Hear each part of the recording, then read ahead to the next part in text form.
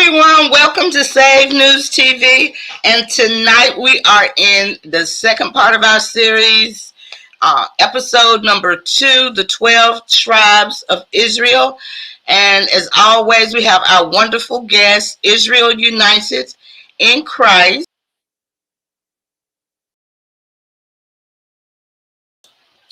We are so happy to have you here with us tonight. So I want everybody to introduce themselves. I'm going to let you all jump right into it, and I'm going to sit back and enjoy the message. All praises, all praises. Thanks for having us on there, Miss AZ. Thank you. For those that don't know, my name is Officer Nahum. I got to my left, Officer Manasseh. All praises. We're going to go into a few tribes today. Lord's will, if the Lord's permit us to finish it up, finish all 4 tribes. If not, we're going to do a part 3. So this is going to be the part 2 of the 12 tribes breakdown, okay? So today I'm going to be touching on the tribe of Ephraim and the tribe of Manasseh.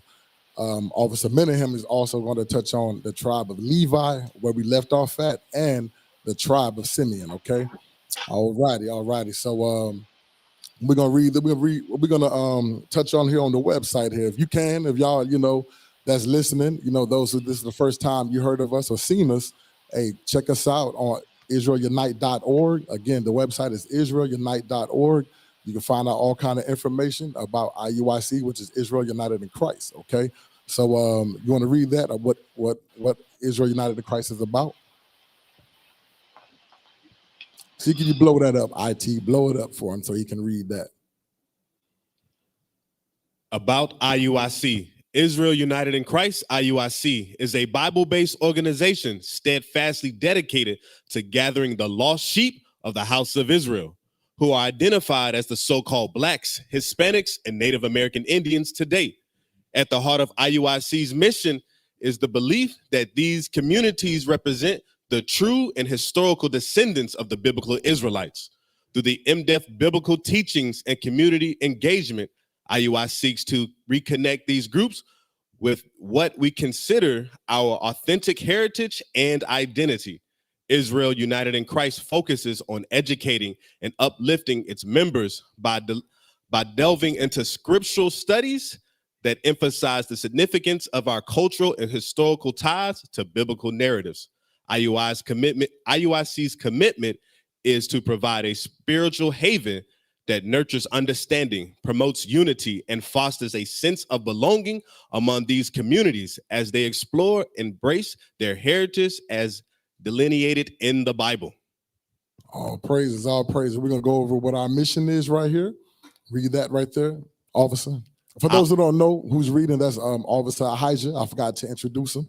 My apologies, but go ahead, Officer. Yes, sir. Our mission, Israel United in Christ, is committed to the spiritual awakening and unification of the lost 12 tribes of the house of Israel, identified as the so-called Blacks, Hispanics, and Native American Indians.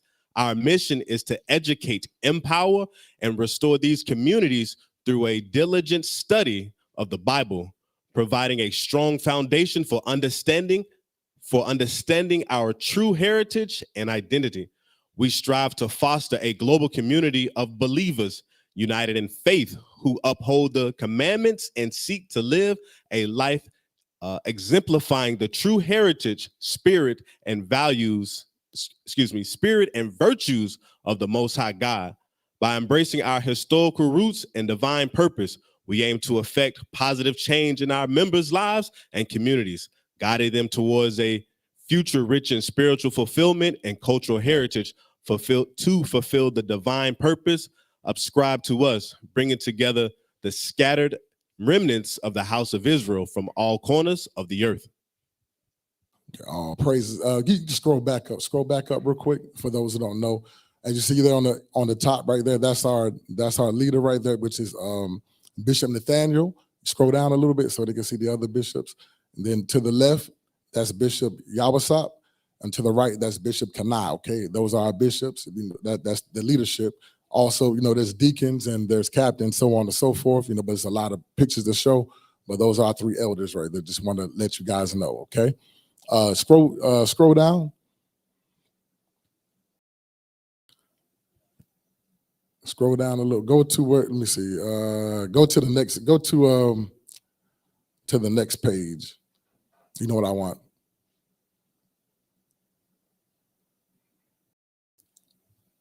All righty. Yeah, that right there. All right. So we're gonna jump right into it real quick. All righty. So we're gonna touch on. We got the mighty tribe of Ephraim. Okay. Go ahead on the read. The mighty tribe of Ephraim, middle-aged name Boricua, present-day name Puerto Ricans, located today Puerto Rico and scattered regions of the earth. Lineage: Ephraim was the second-born son of Joseph, who was the 11th son of Jacob. Joseph's mother was Rachel. Ephraim's mother was Astaneth, the daughter of Potiphar's priest of Nun. His name means I am fruitful. All praises. So with that, let's touch on here real quick. Okay, we went over give me Genesis chapter 41 and verse 50 real quick. So we'll touch on, but actually before we go to Manasseh, I forget to touch on that. Both the tribes we're gonna touch on here, both of them they go parallel with one another. Go over Manasseh real quick and read that about Manasseh. Yes, sir. The mighty tribe of Manasseh, present-day name Cubans, located today Cuba and scattered regions of the earth. Lineage: Manasseh was the firstborn son of Joseph, who was the 11th son of Jacob. Joseph's mother was Rachel. Manasseh's mother was Anistha, the daughter of Potiphar, priest of Nun. And his name means made to forget. All praises. So we'll touch on that right there. So when you get a chance, I know you got to sit back down. Go to Genesis chapter 41 real quick, and we're going to start at verse 50 real quick. Genesis chapter 41 and verse 50. So while he's getting that up, IT, can you give me that picture of the flags, of the country flags of both of Ephraim and Manasseh, which is today called Puerto Rico and Cuba, okay? You got that? You can hit that up, make it big.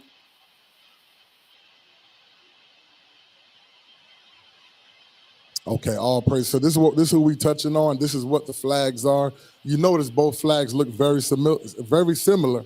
Okay, they got the same colors, but the colors are moved around just a little different. But both flags are very similar. Also, give me the map of showing the map in the Caribbean of Puerto Rico and Cuba. Also, show me that. It should be at the bottom there. Okay, so if you could blow it up a little bit. I know I can see it on my end. They can't see it. Okay, so we blow it up right there. So you see on your far right, that's in white right there. You got Puerto Rico. Then you got also in the middle, you got the island of Hispaniola. We're going to be touching on those tribes as well. And also we talking about Cuba, okay? Cuba, which is Manasseh. So remember, Manasseh, you got Haiti is Levi, and you got Simeon is Dominican Republic. Ephraim is Puerto Rico today, okay? So just showing you them on the map right there, okay? All righty. So you got that for me there, Ahijah? Yes, sir. The book of Genesis, chapter 41 and verse 50. And unto Joseph were born 2 sons before the years of the famine came, which Asenath, the daughter of Potiphar, priest of On, bare unto him. Right. So that's what that's going into, because Joseph was taken, he was, sold he was sold from his brethren and sold to the so-called what we call the Arabs and the Ishmaelites. He was sold to them, and he was sold into slavery into Egypt. Okay, so that's what it's going into. So while he was there in Egypt, he ended up getting married. His wife was a so-called Egyptian, which is like a Nilotic tribe of what we call Hamitic tribe of Africa. Read on. And Joseph called unto the name of his firstborn Manasseh, for God said he have made me forget all my toil and all my father's house. Right, because while he was there, he didn't think he would see his brethren again, his father, his people again, because he was sold there as a slave. Then he got blessed. He got set up high. You know what I'm saying? Where to talk about that in 2 Samuel chapter 2. You know how the Most High lift up, how you bring him down. So he has set Joseph up. You know what I'm saying, to be second in command in Egypt. Okay. So, but Manasseh's name means to forget. Why he went through his trials and tribulations, it was mean to forget that. And also he had to forget his fathers in the house at the time. But read on. Verse 52, and the name of the second called he Ephraim, For God have caused me to be fruitful in the land of my affliction. Right. So that's what Ephraim means, to be fruitful. Okay. All righty. So that's what read on verse 53. Yes, sir. And the 7 years of plenteous that was in the land of Egypt were ended. And Right. Okay. Hold that right there. Okay. So now go to I want you to go to Genesis chapter 48 real quick. We're gonna touch on that. Genesis chapter 48 and verse 8 real quick. The book of Genesis chapter 48 and verse 8. And Israel beheld Joseph's son and said, Who are these? And Joseph said unto his father, They are my sons, whom God hath given me in this place. And he said, Bring them, I pray thee, unto me, and I will bless them. Right. So at this time, as we read a little further down, you're gonna find out that our forefather Jacob, whose name was changed to Israel, at this time his eyes was dim, he was going blind. Okay, so he didn't know. He was like, who are these you bring it to him? He can hear that the children that's coming to him. So read on. Verse 10. And the eyes of Israel were dim for age, so that he could not see. And he brought them near unto him, and he kissed them and embraced them. And Joseph said, and Israel said unto Joseph, I have not thought to see thy face, and lo, God hath showed me also thy seed. Right. So he's looking, he's like, hey, this is a blessing. He said, I thought I lost you. Because remember, as you read back in history, the brothers, when they sold him, they said Joseph got killed. They said he got killed by some wolves or some wild beasts. So I don't know why I said wolves, but wild beasts. They say something happened to him. So he was sad. He was upset. He thought he would never see his son again. But the Most High allowed him to see his son. And guess what? It's a blessing. Now you get to see his grandsons. Okay? Read. And Joseph brought them out from betwixt his knees, and he bowed himself to the face of the earth. And Joseph took them both, Ephraim in his right hand toward Israel's left hand, and Manasseh in his left hand toward Israel's right hand, and brought them near unto him. And Israel stretched out his right hand and laid it upon Ephraim's head, who was the younger, and his left hand upon Manasseh's head, guiding his hand witherly. For Manasseh was the firstborn. Right, because Manasseh was the oldest child. Ephraim was the baby boy. Okay, so you will see how the father was, how Joseph was bringing the kids there. He was wanting the oldest child to get the blessing. Okay, but Jacob, he knew what he was doing. As we read on down, his son Joseph thought he was like, you know what? He don't know what he's doing. He can't see. He's blind. Maybe he's making a mistake. But read on. Verse 15.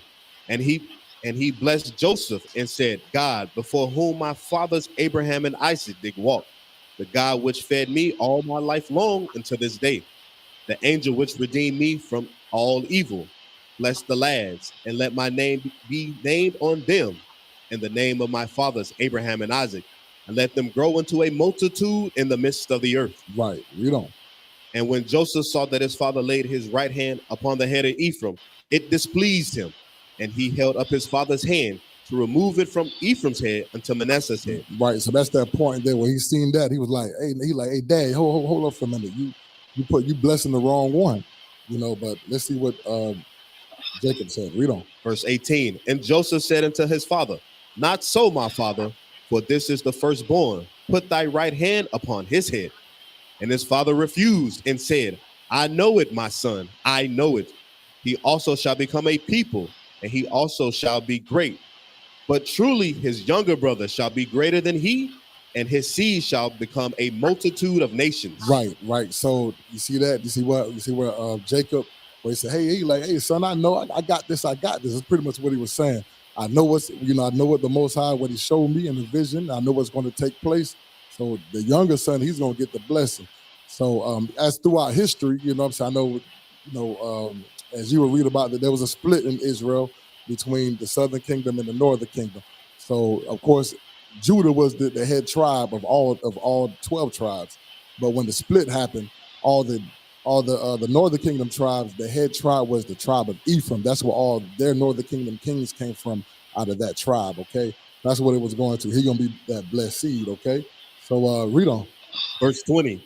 And he blessed them that day, saying, In thee shall Israel bless, saying, God make thee as Ephraim and Manasseh. And he said Ephraim before Manasseh. And Israel said unto Joseph, Behold, I die, but God shall be with you and bring you again into the land of your fathers. Right. So that's all I need as far as that right there. just showing you how the blessing came, how Ephraim was the younger son, and guess what? He was put over his older brother, and he had the blessing, okay? And all the kings came from his loins, all right? So you got something, officer? Go ahead. Hey, officer, read verse 19, Yep. Genesis 48:19. Yes, sir. Just to point out a point, because what we're touching on is tribes of people. But look what Israel said. Read that.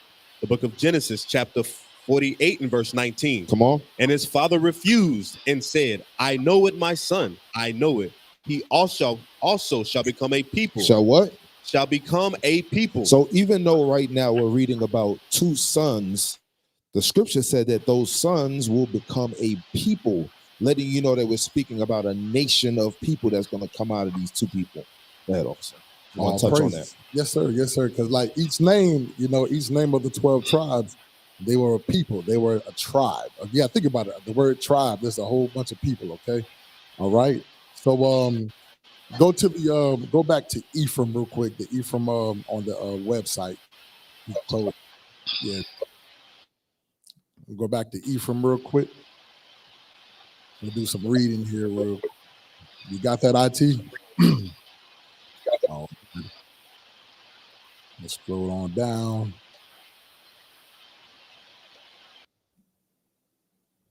You scroll down.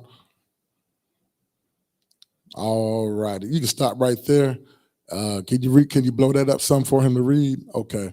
You read that title and read on down. Yes, sir. The tribe of Ephraim in the Bible. Ephraim was the second born son of Joseph.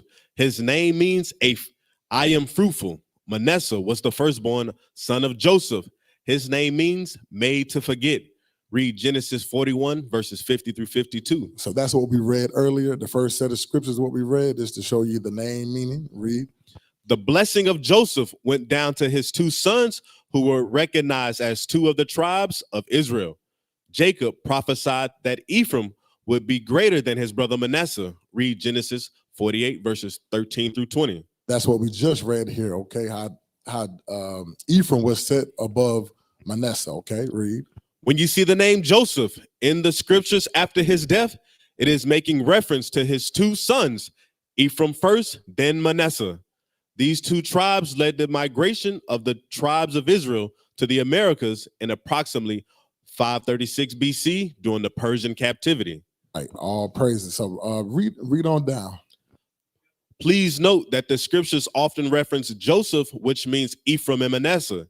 You may also notice a lot of scriptures seem to only speak the name Ephraim. However, remember the blessing was upon Ephraim first, followed by Manasseh. So basically what it's talking about, you may see Ephraim's name mentioned, or you may see the name Joseph mentioned, but it's referring to both tribes, okay? That's why, whenever you see in the scriptures, it referred to the both of them, okay?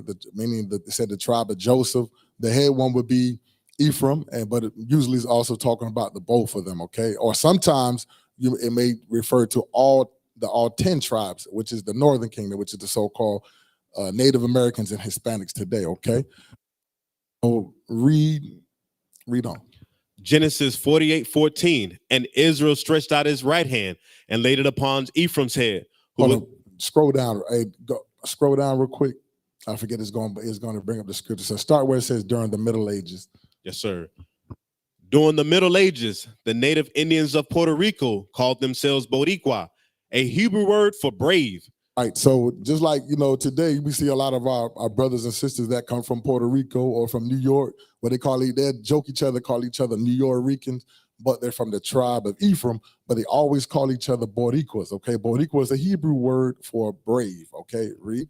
They called their land Boricuan, a Hebrew word for land of the brave lords.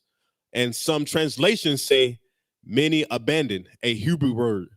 Yes, a Hebrew word. Little do you know that the language spoken on the island of Boricua prior to the invasion of the Spaniards was Hebrew. This fact will be proven later in this segment.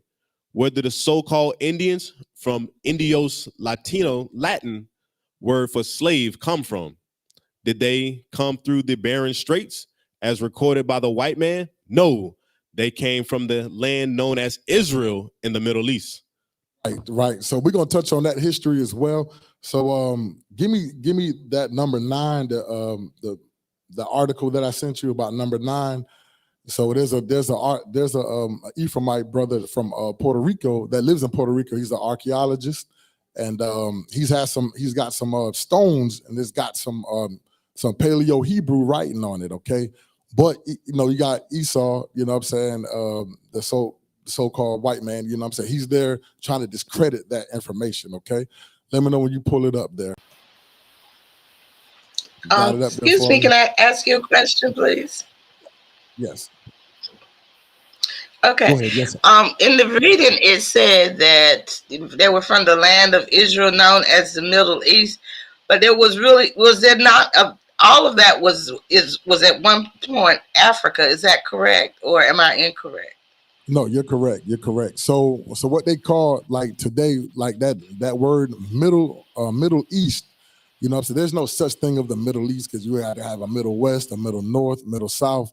So all that region there was called the land of Canaan, which was Northeast Africa. Okay, what you would call Northeast Africa, but it wasn't called Africa. You know, the whole continent of Africa was called the land of Ham in the Bible. Okay, then you had the land of Canaan. Okay, that's where what you would call the so-called Middle East. Okay, so that's where, a lot of, how can I say, the white man, he put all that information in there to try to keep us destroyed and keep us asleep. And he built that what you call the Suez Canal, but everything's on the same tectonic plate. Okay, if that makes sense to you, that answers your question.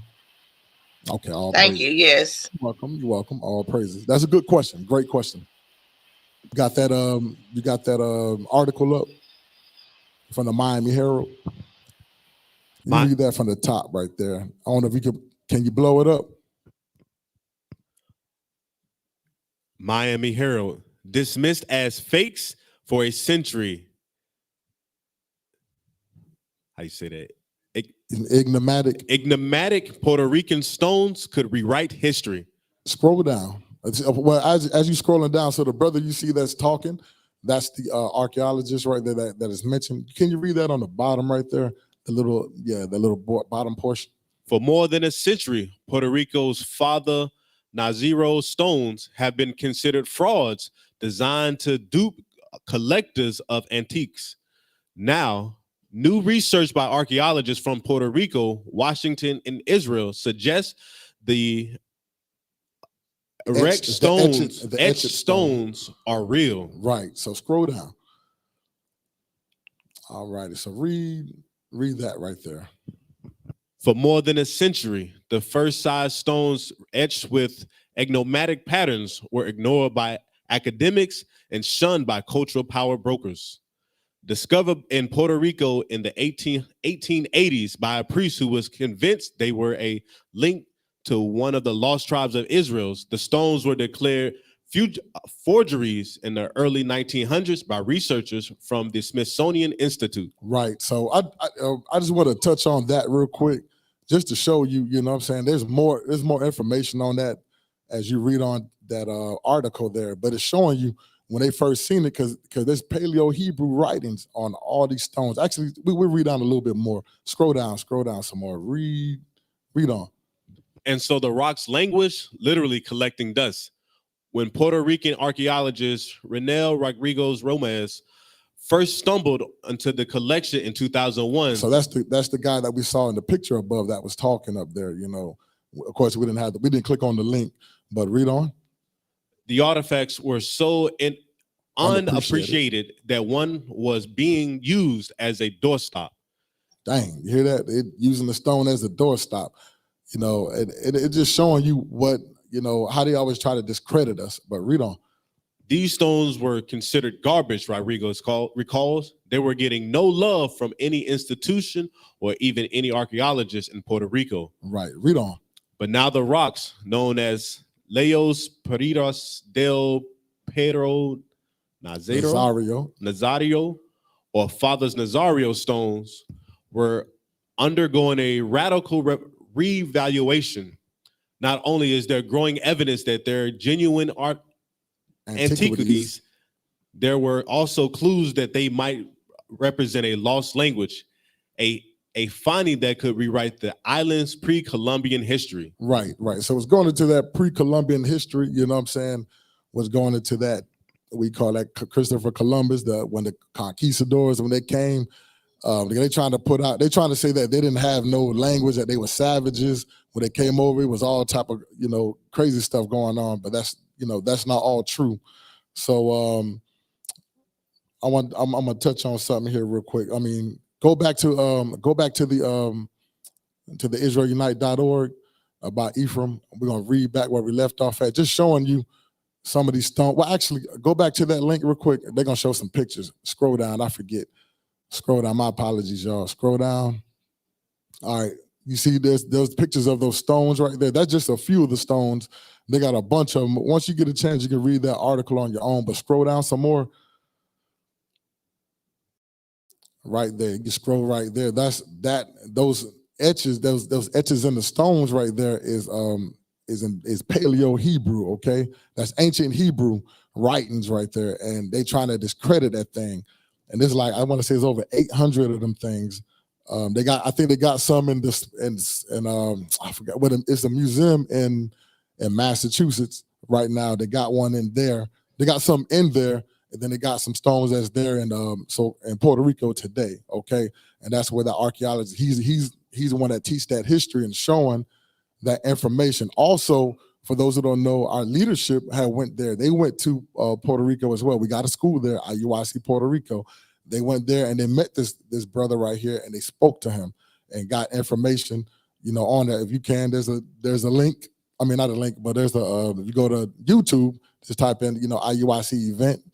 I'm going to say IUIC events, and you will see that video in there when we speaking to the guy, okay? You got something there, officer? Yes, sir. So the question should be, why would a bunch of savages who had no history all of a sudden have Paleo Hebrew written on stones? That should start going in our people's minds, and we're going to dive into exactly why that is. Right. So, I want you to give me Psalms chapter 83 real quick. So this is why they trying to discredit it. The person that I ain't gonna mention the person's name, you will see him in that article. So the person that's trying to discredit it, he's some sort of he's a Caucasian man that's a historian in Hebrew or whatever, Hebrew text and stuff. So he's one of the ones that's trying to discredit it. There was somebody before him. So, but as you read on down, you will see that they actually took them stones to some of them stones to Israel today, to Tel Aviv, and they said that that's real ancient Hebrew. So you have to see that when you do your own research on that article, okay? But I'm gonna show you why they trying to discredit everything, why they want us to keep us destroyed, keep us lost. Read what you got. The book of Psalms, chapter 83 and verse 1. Keep not thou silent, O God. Hold not thy peace, and be not still, O God. For lo, thine enemies make a tumult. Hear that? He said, so this is our forefather, King David. He said, your enemies, God, the Most High God has enemies, okay? Not just only us. If they hate God, guess who they hate? His children. They hate all 12 tribes. He said they make a tumult. A tumult is an angry gathering. Read. Thine enemies make a tumult, and they that hate thee have lifted up their head. Why? Because they're in rulership right now, right? Because we scattered amongst all of them, during slavery. Read. They have taken crafty counsel against thy people. They hear they're taking crafty counsel. When you got crafty counsel, that means they got secret. They in secret trying to figure out ways to keep you down, keep you dumbed down, and make money and stuff like that off of you. So you go by these names: African American, Hispanic, Native American. All that's derogatory names outside of your God-given name. Read. And consulted against thy hidden ones. So we the ones that's hidden. We don't know. A lot of us don't know our true nationality, who we are. You remember there's 18 nations in the Bible. You ask the so-called blacks, Hispanics, Native Americans today, they don't know who they were from other than being Native American, Hispanic, or a slave. Okay, read. They have said, come and let us cut them off from being a nation. That did happen. We have been cut off being a nation. We have been broken up and scattered, given false nationalities and religion. God never gave us religion. He gave us law, statutes, and commandments to live by. Read. That the name of Israel may be no more in remembrance. That's why you don't remember your nationality. That's why you don't remember that you Israel. And there's somebody that's out there who got the biggest identity theft claiming to be you. Okay, read. For they have consulted together with one consent. They are confederate against thee. So they all in one consent with each other, even though they have wars and rumors of wars amongst each other. But guess what? They all in one consent to keep you dumbed down, keep you blinded so you don't know who you are. Read. The tabernacles of Edom. So the main one is the tabernacles of Edom, the Edomites. That's today your Caucasian people, okay? Read. And the Ishmaelites. The Ishmaelites, your friend that's in your neighborhood that sell you the smoke shops and all that stuff, the Arabs and all them, that's your Ishmaelites, okay? That's who that be. They know that's their descendant. You ask them, we descend from Ishmael. That's what they say. Read. Of Moab. Moab today is the one that's selling you the Chinese food. You got all these, think about all these people is named, and they have all these restaurants and these stores, these businesses in your communities. Read. Of the Hagarenes. The Hagarenes, these are the Nilotic tribes, the Africans. These like some, the Nilotic Egyptians and stuff, or the real Sudanese people that's there. Read. Gabal. Gabal, that's more African nations. And Ammon. And Ammon is your Japanese people today, okay? So they all them in coherence together. Read. And Amalek. Amalek, that's today. That's the people that's claiming to be you in the land of Israel today, okay? They're called Amalek. That's their forefather. Read. And the Philistines. The Philistines, some more Arab nations. Read. With the inhabitants of Tyre. Read on. Ashur also have joined with them. That's Ashur that's going into like Turkey and the Kurds up there in northern Iraq and stuff. Read.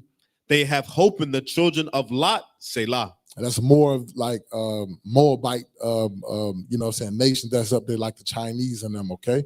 All of them is in coherence together to keep us dumbed down because we're scattered. We still scattered there in all those different nations. There's, I would say small pockets, but there's big pockets of us in all these lands, but they keep us hidden. You don't know, then maybe you may go somewhere. If you in the military, you may deploy somewhere. You may travel somewhere. You start seeing people look like you. You be like, who are these people right here? Come find out those are brothers and sisters from the sub-Saharan slave trade, okay? Because the Arabs and the African, the true African nation, the Nilotic tribes, okay? Hamitic tribes, they rounded us up and they sold us to like all them countries that you see in the so-called Middle East, Iran, Afghanistan. That's why you got what they call Afro-Iranians, Afro-Iraqis. You go to Turkey, you got all these different places. We're scattered in China as well. Okay. All righty. So I just want to touch on that crafty council. That's why they're trying to discredit this information right here with those Paleo Hebrew writings on those stones and that they found in Puerto Rico. Okay. So you got something, officer? Okay. So I want you to go back to where we was at on the website. We'll pull that up again. On IsraelUnite.org, not that one, on IsraelUnite.org. We'll go back and read on down. Let me know when you get it there. Okay. There we go, right there. So scroll back down a little. Okay, read that where it says, read that again about the Middle Ages. Yes, sir. During the Middle Ages, the native Indians of Puerto Rico called themselves Boricua, a Hebrew word for brave. They called their island Boricuan, a Hebrew word for land of the brave lords. And some translations say many abundant. A Hebrew word? Yes, a Hebrew word. Because a lot of people don't know that that's a Hebrew word. They don't even know that. That's not no Latino word. There ain't no Hispanic word, no Spanish word. That's a Hebrew word. That's for those that's calling themselves Puerto Ricans. Now you starting to learn your true nationality, okay? And also you from the tribe of Manasseh. Read on. Little do you know that the language spoken on the island of Boricuan prior to the invasion of the Spaniards was Hebrew. Hear that? So that's proof right there. That's why we went to those stones to show you they had Paleo Hebrew, that they were speaking Hebrew. We're going to touch on more on it. Read on. This fact will be proven later on in this segment. Where did these so-called Indians from Indios Latin word for slave come from? Did they come through the Bering Straits? So that's what they tell us in school. They told, during my time coming up, we was told the so-called Native Americans came through the Bering Strait, like an ice bridge that come from, like, I want to say from Russia to Alaska. Don't you know it's cold? Don't you know the Titanic sank going up that way, hit an iceberg, but it's like, what, 50, 60 degrees below zero. Think about it. The Native Americans had a hard time walking through the Trail of Tears. It was cold and you know, where a lot of them died off. But guess what? We're gonna break all that philosophies of man, okay? That's a lie. We're gonna show you how they came over here. Read. Did they go through the Bering Straits as recorded by the white man? No, they came from the land known as Israel in the Middle East. Right, which is Northeast Africa, okay? So I want you to read that right there real quick. Read that. The following passage will prove the previous statement. It was found in the book titled Yucatan Before and After the Conquest by Fer Diego de Lando in page 8. Right, because we do got this book. Can IT pull that book of showing the book cover of the book of Yucatan? You got that? I just want to show proof of this right here. Okay, this is proof right here, and just showing you where you can go to get this book. You can pull the book up online, or you can try to buy the book. They may have the book marked up to some ridiculous price, just to let you know. You got that for me, IT? All right, so this the book cover right here. It's called Yucatan Before and After the Conquest. So can you go to page 8, which will be the next post? I want to say it's by William Gates is the person. I hope you can read that. Can you blow it up? I don't know if it's gonna be blurry to you. You see where it's red at? Can you read that? If you can't. Some old men of Yucatan say that they have heard from their ancestors that this country was peopled by a certain race who came from the east. Right. So say they came from the east. What east is it talking about? Because think about it. This is called the Western Hemisphere. It is referring to the Eastern Hemisphere. That's where you will find Israel. You find Africa and all those different countries over there. Okay, that's where civilization started at.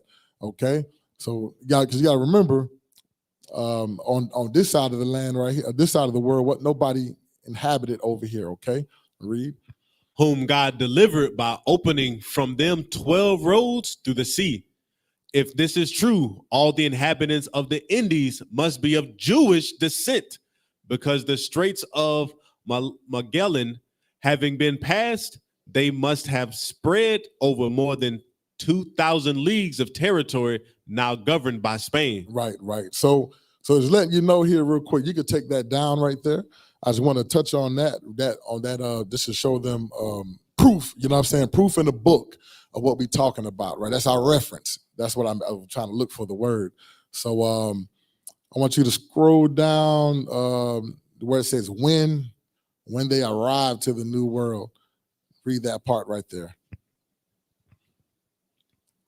Yes, yeah, sir. Right there. When they arrived to the New World, the tribes began to drop each other off, beginning in South America, then moving upward to Central America, the islands of Puerto Rico, Cuba, Hispaniola, and finally North America. Right. So that's how they came. They didn't come through no all the way up from the north and walk down on foot. No, they sailed over here. We're gonna touch on that.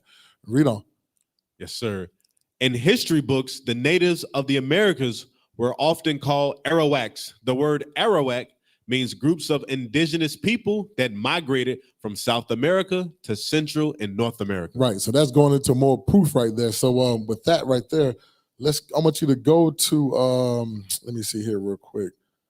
What I want here. Let's go to number 10. Number 10 real quick. I think that's a picture of number 10. And while he's getting a picture of number 10. You got that for me, that picture of number 10? Yes, sir. That's it right there. Hold on for a minute, make sure I got the right thing. All right, hold on, not number 10. I'm sorry, my apologies. Go to 2nd Ezra chapter 13, verse 40 real quick, and go to picture number 11. That's what I wanted. Picture number 11. The book of 2nd Ezra, chapter 13 and verse 40. And before you go, I'm gonna show you guys a map right here to show you the map of how they navigated through to come through this side of the world. Remember how we read how they came from South America and they came, and they populated through South America, Central America, the Caribbeans. They dropped people off here and there. Hey, we're going to show you how that happened, okay? Go ahead and read what you got. Yes, sir. Those are the 10 tribes which were carried away prisoners out of their own land. Right. It said those are the 10 tribes which were carried prisoners out of their own land. So this is going into the Assyrian captivity. Read on. In the time of Hosea, the king. Right. Time of King Hosea. He was the last king of the northern kingdom. He was from the tribe of Ephraim, okay? During his reign, okay? Read on. Whom Salmanasseh, the king of Assyria, led away captive. Right, because we can read about Manasseh today, right? I want to say this, Manasseh, either the 4th or the 5th, he started, because the northern kingdom went off into idolatry. So guess what? So the Most High sent, he said, hey, you're going to have trials and tribulations. I got to send these curses to you. You made me mad. So guess what? I'm going to send you into captivity. I'm sending somebody to the land to come get you out of my land. And just like you get in punishment, you may get in trouble as an adult. Parents say, hey, you can't follow my rules, get out of my house. So it's the same thing here, okay? So read on. And he carried them over the waters, and so they into another land. Right, so what it's talking about, he carried them from, what was the land of Ephraim called? Samaria. He took them from Samaria in Israel, and he carried them over the waters. The waters talking about the Jordan River, Tigris, Euphrates River, and brought them into Nineveh. Okay, Nineveh will be, for those who know about Iraq, will be Mosul, Iraq today. That's where the ruins of Nineveh is, okay? So he carried them over there, and he had them in Manasseh, he had them captive over there, and that's where they were during slavery, okay? Read on. But they took this counsel among themselves. So now there's a process of time. So you had the Assyrian captivity, which had the northern kingdom, which was all 10 tribes. You had them. And now the Babylonians took over the Assyrians, okay? So this is when the southern kingdom came. They started going off in idolatry. So there's a process of time. So now they said, we're going to take this counsel among ourselves. So now this is going into the Persian and Mede captivity. So the Persian, you read about Cyrus, Darius, Artaxerxes and them. So this is when they took over Babylon, okay, and inherited all that land over there. So, but it was a decree by Cyrus. He said he was going to let us go free, okay? So now, during that process of time, we said the northern kingdom said we're going to take counsel amongst each other, right? So read on. I want to say this is about the year, was it 522 BC? No, 539 BC. Yeah, go ahead. Verse 41, but they took this counsel among themselves, that they would leave the multitude of the heathen and go forth into a further country where never mankind dwelt. So look at this right here. You got to remember, all civilizations started over here and on the eastern hemisphere. Nobody was dwelling over here on this side of the land, on this side of the world, which is the western hemisphere, what you would see, the United States, Central, the Caribbean, and South America, okay? Nobody was over here, but we knew about this land. We already knew about this, okay? That's another topic there to touch on, but read on. That they might there keep their statutes, which they never kept in their own land. Right, they said we can keep the law, statutes, and commandments. If we come over here, we'll be away from all the other nations. Read. And they entered into the Euphrates by the narrow passages of the river. Right, so just like I mentioned earlier, so you got the Tigris and the Euphrates River, that they both run parallel from north to south, all the way through Iraq, okay, to all the way up to Turkey, up front to the Black Sea, and they come dump you all the way down through what is the country called Kuwait, and bring you into the Persian Gulf, okay? So they travel down through the Euphrates River all the way into the Persian Gulf, and they started selling. So I put that red line there so you guys can kind of see the way how they sailed down. So as they were selling there, as they was selling across through the ocean, they stopped, got food, you had to, refill, you need to use the bathroom, so on and so forth. So read on. For the Most High then showed signs for them and held still the flood. Right, so he showed signs for them and held still the flood. Hold that, officer, go to, I want you to give me, what is it? Is it Deuteronomy 33 and 17 I want? Yeah, we're going to get on that real quick, just to show you who led the 10 tribes over to this side of the world, okay? You got that for me? Yes, sir. The book of Deuteronomy, chapter 33 and verse 17. His glory is like in the firstling of his bullock. Right. Going into the bullock is going into the tribe of Manasseh, the so-called Cubans, read. And his horns are like the horns of unicorns. Right. It's going to Ephraim. Ephraim's symbol is a rhino, okay? That's what he call a unicorn, because it got the horn. You may have some rhinos with multiple horns, but you have one with a one horn too as well. What no mysterious horse, a white horse with a horn on top of his head. That don't exist. That's Greek mythology and you know, foolishness. But this is going into the rhino, okay? Read on. With them he shall push the people together to the ends of the earth. Hear that? He said he's going to push the people together. He's going to get all 10 tribes, all the northern kingdom, which was so-called native Indians at this time, which, you know, part of them became so-called Hispanics. So he pushed them over to this side of the world, okay? And also they had used the tribe of Issachar, which is the so-called Mexicans today. You know, they had the knowledge and the constellation of the stars and where to travel. But the leaders, you know what I'm saying, was Ephraim and Manasseh. They pushed the tribes, say, hey, look, we're going to go over here. Now, a remnant of them still stayed over on the Eastern Hemisphere, but the majority of them came over here on this side of the world, okay? Read on. We're going to prove who pushed them over. Read on. They are the 10,000 of Ephraim, and they are the 10,000 of Manasseh. Hear that? The 10,000 of Ephraim and the 10,000 of Manasseh. So, yeah, you got to look at this right here, just to let you know. It's going into the adults when it said the 10,000, okay? So it's not including the children in there, or, you know, people that's under the age of 20. As you're considered an adult when you're 20 years and up, okay? That's how we number the people. But if you multiplied that person and their family, because back in them times, we had big families. We had a lot of kids. So, you know, you times that, you probably had millions of people that took the boat and they sailed over here on this side of the world. Was that it, officer? Yes, sir. Okay. So go. You got something? Go ahead. Hey, so officer, earlier that article you pulled, when they mentioned that the stone could symbolize the lost tribes, they already know exactly who those people were. That's why you pulled out that they're Confederate, to keep that away from you blacks, Hispanics, and Native Americans. They already knew exactly who it was. So when they find stones with Paleo Hebrew written on it, it's all of a sudden, we're not sure. It could be false. Very crafty counsel. Right. You hear that? I'm talking about very crafty counsel. That's what they do. They always try to discredit us, always throughout history. You know what I'm saying? They did that thing to keep you dumbed down. As soon as if you find out something, they're you know, kind of like you might be at work and your boss would be like, you mentioned something to him, he'd be like, nah, I don't think so. I know y'all have heard that before. But that's what they do to try to discredit you. Then steal your idea that you gave to them. And you be like, man, I said that to him.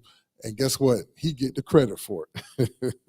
So with that, okay, go to let me see here real quick on my notes here. I want to say there's another book that I had sent to you guys. There's a book in there. No, actually, there's more to read, right? Yeah. My apologies. Hold up. Before we get to that, I know we had read the other scripture. Go back to 2nd Ezra chapter 13, and we'll lead off. We'll start off at verse 42. Yes, sir. The book of 2nd Ezra, chapter 13 and verse 42, that they might there keep their statutes, which they never kept in their own land. And they entered into Euphrates by the narrow passages of the river. For the Most High then showed signs for them and held still the flood till they were passed over. Right. So pull that map up one more time so they can see what's going on there in the map. And they can see that transportation. So, because the waters are real choppy, you ask somebody that was in the Navy, hey, the Most High held still that water so they can sail through. You know what I'm saying? You know, that water be rocky, be all type of stuff. You know, that's what happened to us us that are Southern Kingdom. You know, our brothers and sisters from the Southern Kingdom, you know, they had to sail over here on the slave ships all the way from the west coast of Africa. Also, for those who don't know, the Northern Kingdom went on slavery on slave ships from the Caribbean, from the South America, Central America, and North America. Guess what? They were sending slaves to Europe, sending slaves back to Africa, all these different places. They were making big businesses on us, okay? That's how we know we make up the 12 tribes of Israel, because we fit them curses, all right? So go back to, read on. Verse 45, for through that country there was a great way to go, namely of a year and a half. So it took us a year and a half to go through there. Guess what? We had to stop through, get food, gather material resources, so on and so forth. As you selling across, you got to think of there's other different islands that you probably can't see them, but there's other little islands and stuff that we stopped through. Okay, and made our way over there to the bottom of South America, like it says in that historical book. Read on. And the same region is called Arsareth. Hear that? The same region today is called Arsareth. Okay, that's what they say the region is called. So give me pull that Jewish encyclopedia real quick. You got that Jewish encyclopedia? Yeah, because I want to say it's number 14. 14 of, let me see. No, not 14. Yeah, no, not that. Go to where is it at here? 12. Yeah, number 12.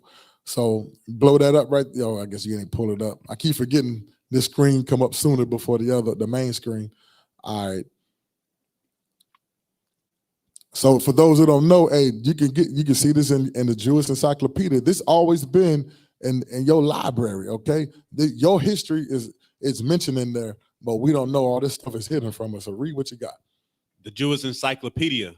The name of the land, Arsareth, the name of the land beyond the great river, far away from the habitation of man, in which the 10 tribes of Israel will dwell, observing the laws of Moses until the time of the restoration, according to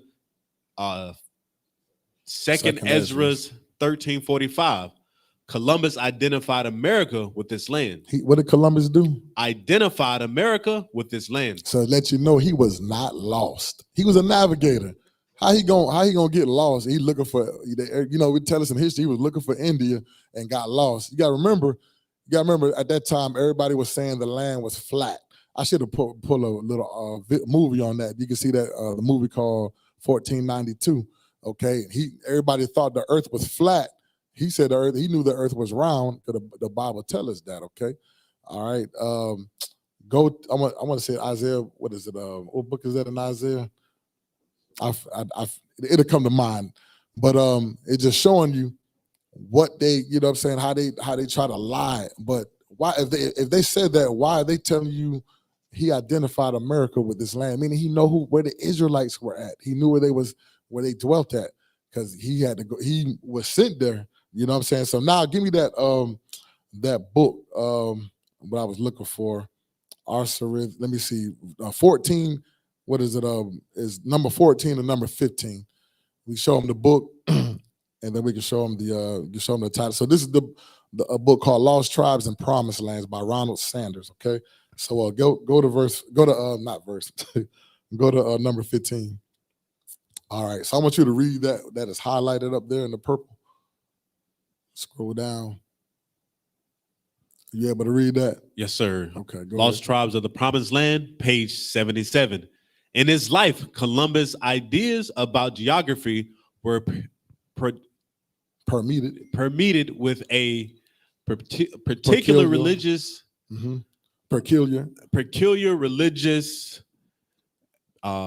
mysticism. He kept a book of prophecy. A book of who? A book of prophecy. That's the Bible, okay? That's the book of prophecies. Read. In which he collected quotations, mostly from the Bible. Often those dealing with isles far off. Meaning islands far off, or lands, okay? Like Arsareth. Scroll down real quick to the next purple. All righty, read that. A striking element in Columbus' geographical religiosity is his intense and abiding interest in the fourth or second book of Ezra. So just like what we was reading there, okay, how the Jewish encyclopedia, remember he said how he identified America by that land, Arsareth, okay? That's what the land of America was called before it was changed by Leo's, Amerigo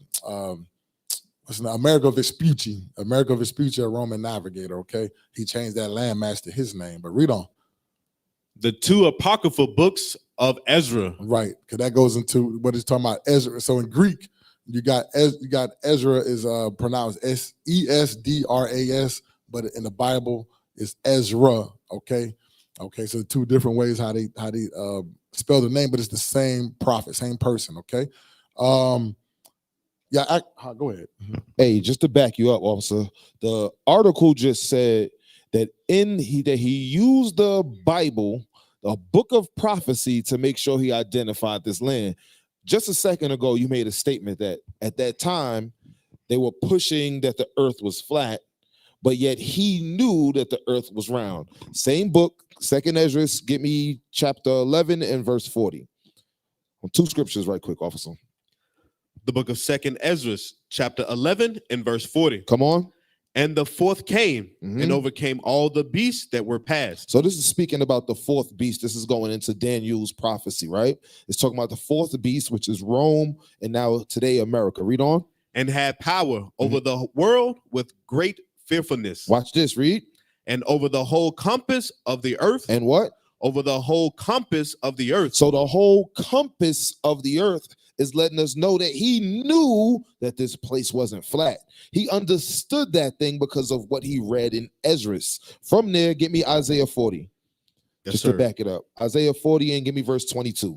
The book of Isaiah, chapter 40 and verse 22. Because Columbus read the Bible and he understood certain things in the Bible. Come on. It is he that sitteth upon the circle of the earth. That does what? Sitteth upon the circle of the earth. So it's letting us know right there that he understood that the earth was not flat. That's why he knew there about Osiris. He knew about the 10 tribes who were quote unquote lost. He knew that there was a people here. So like you just brought out, officer, he was never lost. Not when you're a navigator and you already knew exactly what land to identify. Right. Put the disclaimer up on this real quick because I don't want Miss AZ to get in trouble as well. Because she told me she got in trouble for sharing the video. So put the disclaimer up. Y'all able to put the disclaimer up? Oh yeah. So we got the disclaimer. Watch this. So started from the beginning real quick. So this is in that movie that we was telling you about called 1492. Okay, Conquest to Paradise. The movie came out in 1992. I remember watching this as a kid. Play it. You got the volume? What? You hear what he said? He said by sailing across Africa. Right. Just like when we showed you that route, how they came through from the Euphrates River on down through the Persian Gulf, sailing around Africa to come over to the bottom of South America. You got more officers? You got something? Go ahead on the play. So you see that he used the book of Ezra. That's proof. Even the movie know it. The movie shows you. But look, when I was young, we watched that. My parents watched it. Guess what? We were asleep. We didn't even know what that was talking about. But now we awoke. Now we see it. For those who ain't awoke, guess what? Get you a King James 1611. You got the Apocrypha, was always in the Bible. The 14 books that the white Protestant church took out of the Bible, okay, to keep you dumbed down. That's how the so-called Native Americans and Hispanics don't know why they came over here, how they feel disconnected from the Bible, because the only thing that took place was they took our history and brought it back to us after they dumbed us down when we couldn't read and write, okay? They brought it to your kids.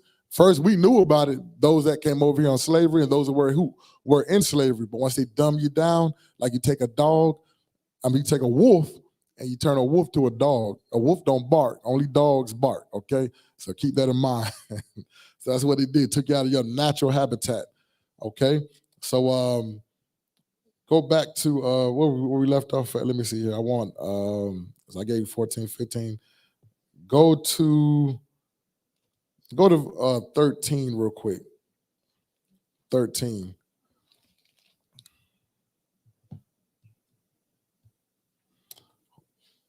Let's see, my grace. All right, yeah. Hold up.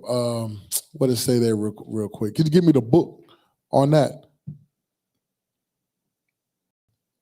There should be a book cover. That might have been the screenshot that I had earlier. I tell you what, go back to the israelunite.org. Go there real quick. And we're going to read down.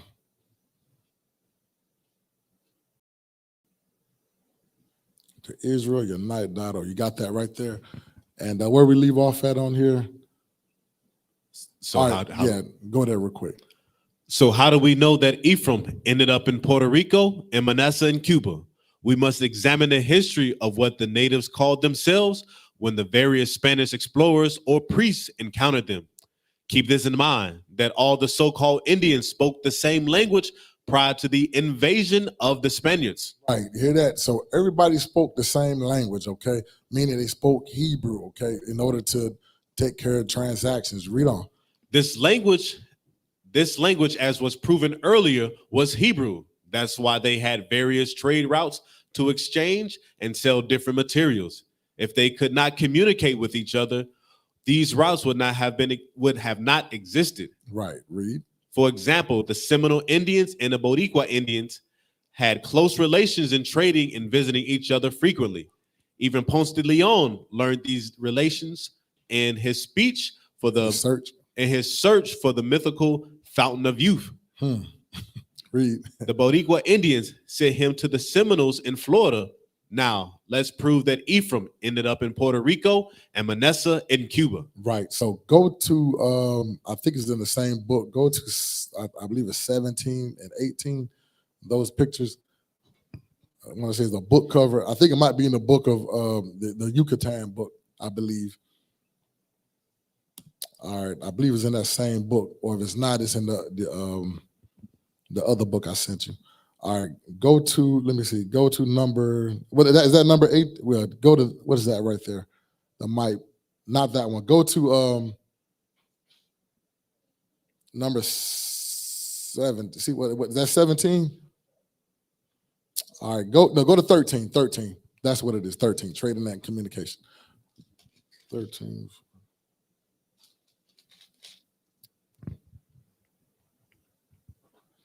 Now there's another book that I sent you. If you look in there, there's another book I sent, and it's got that information, that reference. It's got that reference what I'm speaking about. If y'all can look through it. Let's go back to the what's we call it for the time being, and I want you to we're gonna go down and read on down.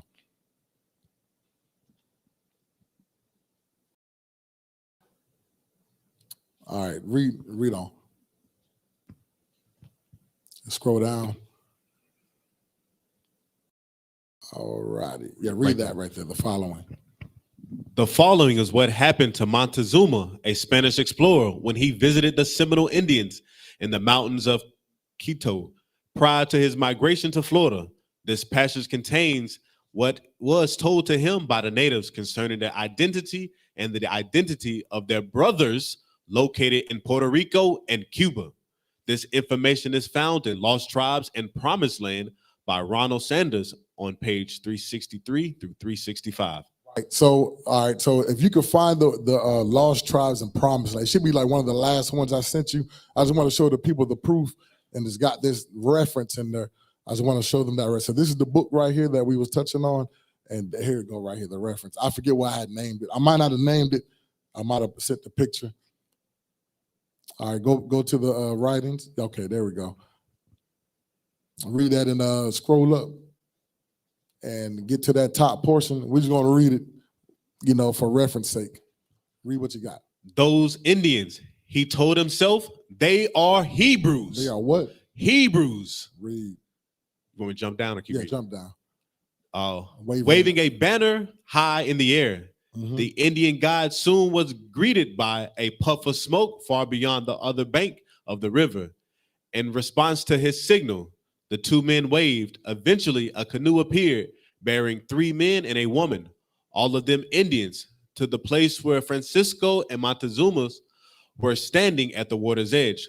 The woman got off and spoke to Francisco in an Indian tongue that Montezuma could not understand.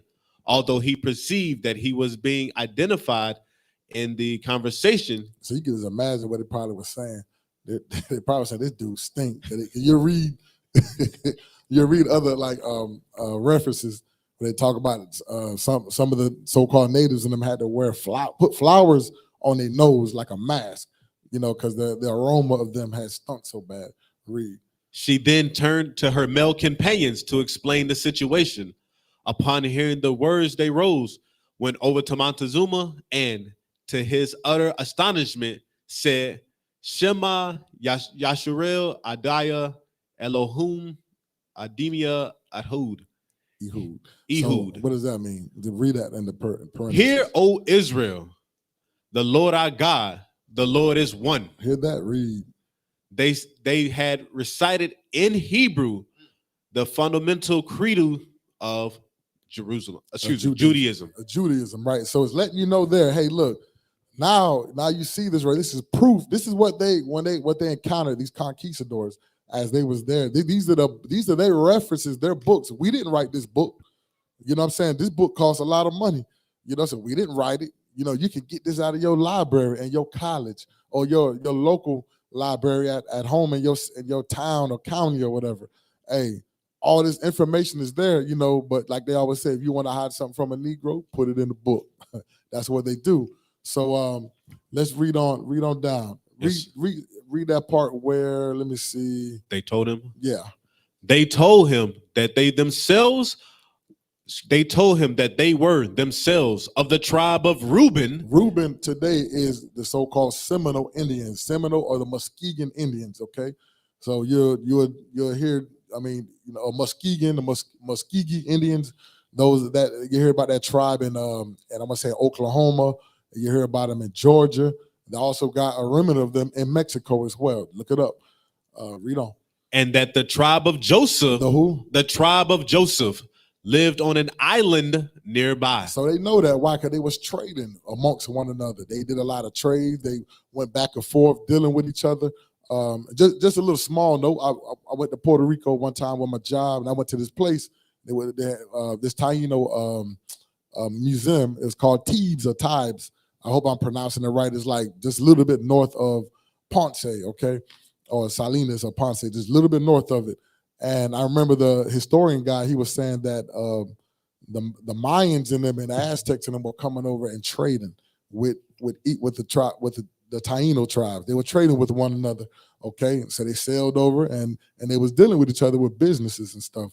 Okay, so a lot of people don't know that. You know, yeah, they wasn't over here, doing all this crazy stuff. I mean, a few of them did go off and went wild, but for the most part, most of them was keeping God's law, statutes, and commandments. But the majority of them were going off into idolatry. So this is why all this stuff here took place. So now go back to the IsraelUnite.org. So now y'all see what's going on with Arsarid and the migration map. Let me look at the time real quick to see where we at. Okay. All righty. So we read that part. Scroll down. You scroll down. All right. Go to, let me see. I guess you can read that part where it says only the sorcerers or whatever. Read that. Yes, sir. Only the sorcerers of his tribe had perceived that they were a special people and had given warning that they should be left alone. Right. So just let you know, they want no sorcerers. They're going into what they will call probably like today they call them a shaman or the medicine man or something like that.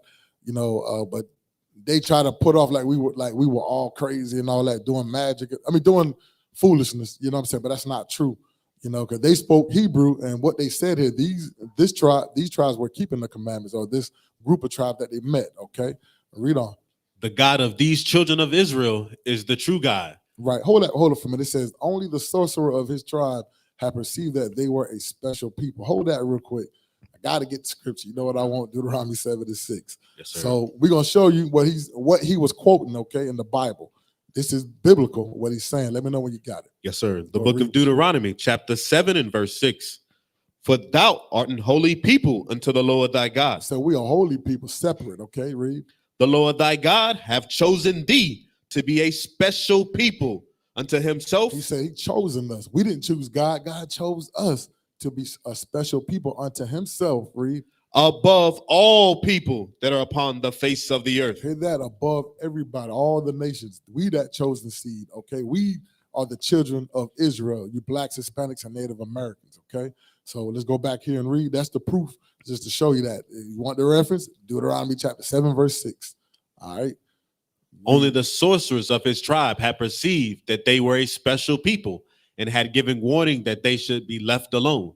The God of these children of Israel is the true God that they had said, and everything inscribed on their tablets is true. That is true. That's the Bible. Read.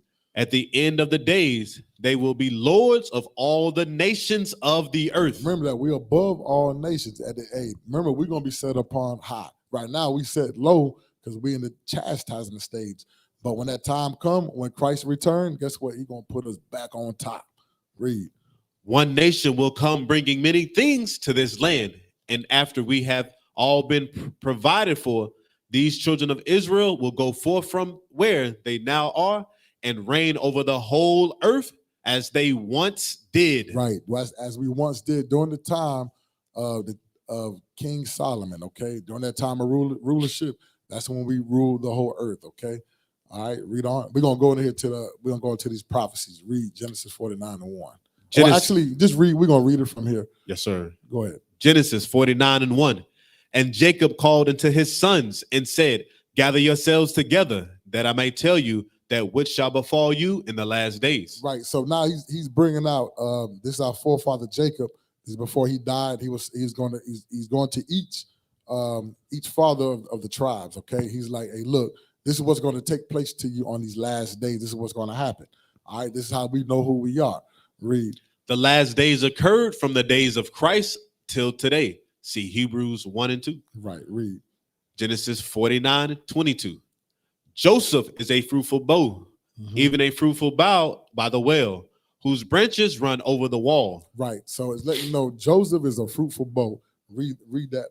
The blessing of Joseph. The blessing of Joseph went down to his two sons, Ephraim and Manasseh. A bough is a tree. A bow is a bow is a tree. So when the scriptures say even a fruitful bough by a well, it is showing us a comparison how a tree that is planted near water is fruitful the same way the tribes of Ephraim and Manasseh. Right. So just like if you deal with plants and stuff, and you got crops, if you got a fruit tree, guess what? You give it more water, guess what? Now the leaves look pretty. It's got more flowers. I mean, not flowers. It's got more fruit and stuff that it's gonna produce, okay? Because it's getting the right nutrients. Read on. Would be located near water, island, and be very fruitful. Right. So that's the island of what we call today Puerto Rico, and you got the island of Cuba. All right. Read. They're both of them about 800 miles apart from one another, with the island of Hispaniola right in the middle. Read. Cuba means fruitful, and just like the name says, the so-called Puerto Ricans are fruitful by having many children and very large families as well. Right. Yeah. They have a lot of families, a lot of kids. Right. Read. Whose branches run over the wall. The same way branches go over a wall that divides them from other trees and branches to mix with them is the same way the daughters of Ephraim went over the wall of racial division to mix with the Spaniards. Right. So you read that in history, they was going, some of our sisters and them were going over there sleeping with the conquistadors, okay? Many of them were getting raped for the most part, but read on. By marrying the Spaniards. The Spanish built a fort in Puerto Rico encompassed by what's called El Moro, meaning the wall, which was meant to keep other invading whites from stealing Boricua slaves and taking Puerto Rico. Right. So you'll see that big wall that it's talking about. I want to say that's in San Juan, Puerto Rico. If you go on the tours and stuff, that's one thing that, matter of fact, you'll see that on some of the historical stuff. You'll see that wall with a big old, I forgot what it got on the top there. I'm gonna look like a castle, okay? It's like a big old fort. But read on. The daughters of the Boricua had children from the Spanish conquistadors. But what does the Most High say would happen to many of the children? Right. Read this. We're going to show you what happened to most of the kids that those sisters had. Okay. Read. Hosea chapter 9 and verse 11. As for Ephraim, their glory shall fly away like a bird. Right. That glory, that baby is going to die. I mean, it's going to be a stillbirth. Read. From the birth and from the womb and from the conception. Read. Though they bring up their children, yet will I berave them, that they shall not be a man left. Yea, woe also to them when I depart from them. Right, because Most High gonna kill them. Read. Ephraim, as I say, Tyrus, is planted in a pleasant place, but Ephraim shall bring forth his children to the murderer. Ephraim gave their girls to marry the Spaniards. Right, so they started intermarrying. It called it interracial marriage. So this, they started mixing with the Spaniards. Okay, that was there in Puerto Rico. Okay, same thing was happening. The women, like even here in North America. You know what I'm saying? Where we were scattered at, there was a lot of mixing, a lot of raping. And the women also were raping the men. You see that in some of them slave movies, like Drum and all that and stuff. What is it? Mandingo. There was a lot of things taking place like that. But read on. Verse 14, give them, O Lord, what wilt thou give? Give them a miscarrying womb and dry breast. Right. So a lot of the women were being miscarried, right? The ones that had the woman that had the child by the Spaniard man, okay? The baby died in the womb, they gave birth, that baby was dead, or the baby might have been born sick. Hey, then the breast was dried up, so they couldn't breastfeed that child. That child starved. Read. Proving the boy children died at birth. That's why in verse 12 it says, there shall not be a man left, because the males carries the seed. Right, the man carried the seed according to Numbers chapter 1 and verse 18. Okay, read. If the male offspring survive, then they would produce Edomite children and not Ephraim. Right, because that's what that's going into. If that kid survive, they'll have Caucasian kids, because you are what your father is, according to Numbers 1 and 18. Read. The girl children survived and lived and married the Puerto Rican Indians, bringing forth true Ephraimite children. Right, bringing true Ephraimite kids. Read.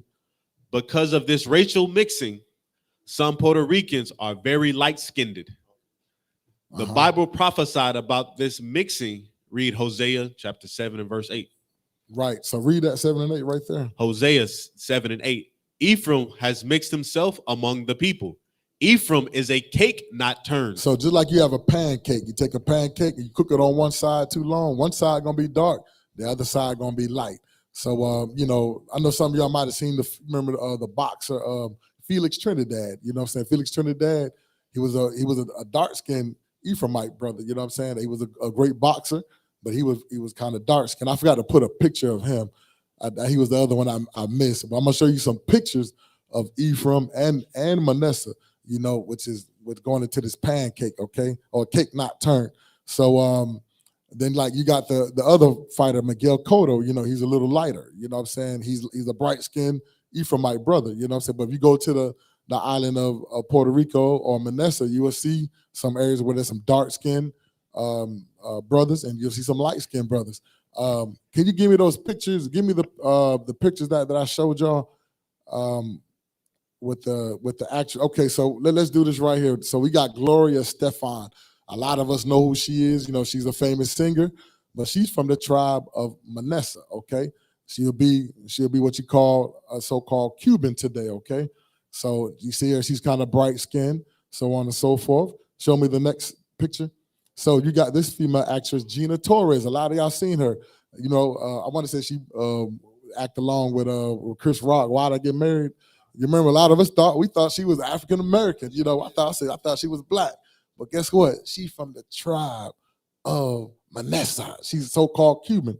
You know what I'm saying? So look at her. You see her. You got different shades. I'm gonna show you another Manassite brother. You're gonna be like, what? A lot of y'all gonna jump out your seat when you see him. Who that right there? got people in here right now. Their face jumping out. Who that big perm, big worm? Hey, officer, in his bio, it says he is of Afro-Cuban descent. Whenever they choose to use that word Afro, they're just saying you dark skin. That's all that means, because as you clearly tell, the brother ain't got no Afro. Yeah, his head bald and everything. But we saw him in the movie Friday. He was famous for being big worm. Remember, Smokey said, "Hey, that's Big Perm," But he's a famous actor. His name is Faison Andre Love. That's his that's the name he changed his name. I forget what his real name, his birth name is. You'll see his last name.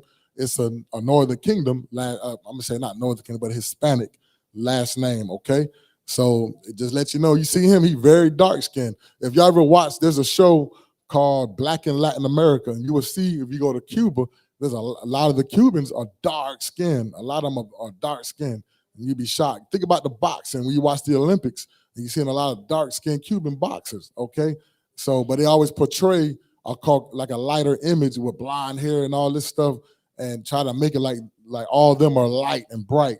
That's not true. Okay, that is not true. That's just to fool you.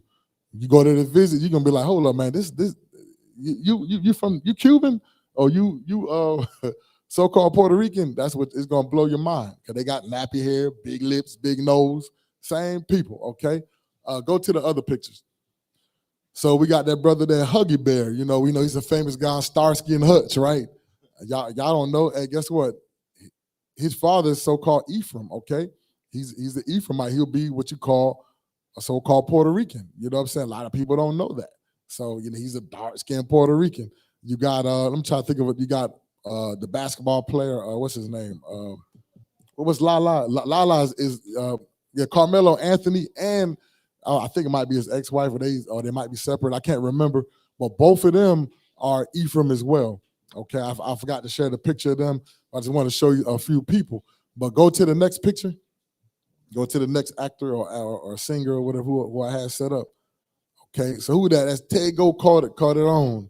You know, we seen him on Fast and the Furious. I forgot the other movie. It may come back in mind, but he got a big old afro. But he's from Puerto Rico. Okay, he's from the tribe of Ephraim.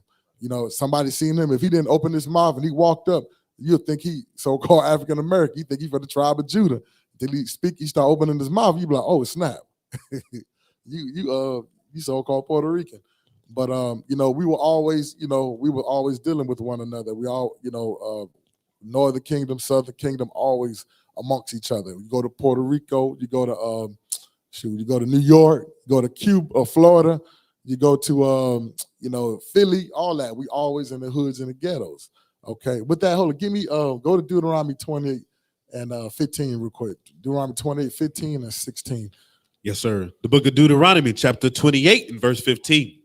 But it shall come to pass, if thou wilt not hearken unto the voice of the Lord thy God, to observe, to do all his commandments and his statutes, which I command thee this day, that all these curses, The evil, bad things, read. Shall come upon thee and overtake thee. Right. All that stuff going to happen to us. Let's read one of the curses. Read. Cursed shall thou be in the city. Right. The Bible said, cursed shall we be in the city. That's why I mentioned like Miami, Florida, New York City, Philadelphia, Pennsylvania. You go to Texas, you go to all these different places. Who you going to see? You always see blacks and Hispanics. Chicago, all that stuff. All our people in the hoods and the ghettos, and we in the midst of all those gangs of hating each other and stuff. So I just want to touch the light on that, just to show you how we all curse together, okay?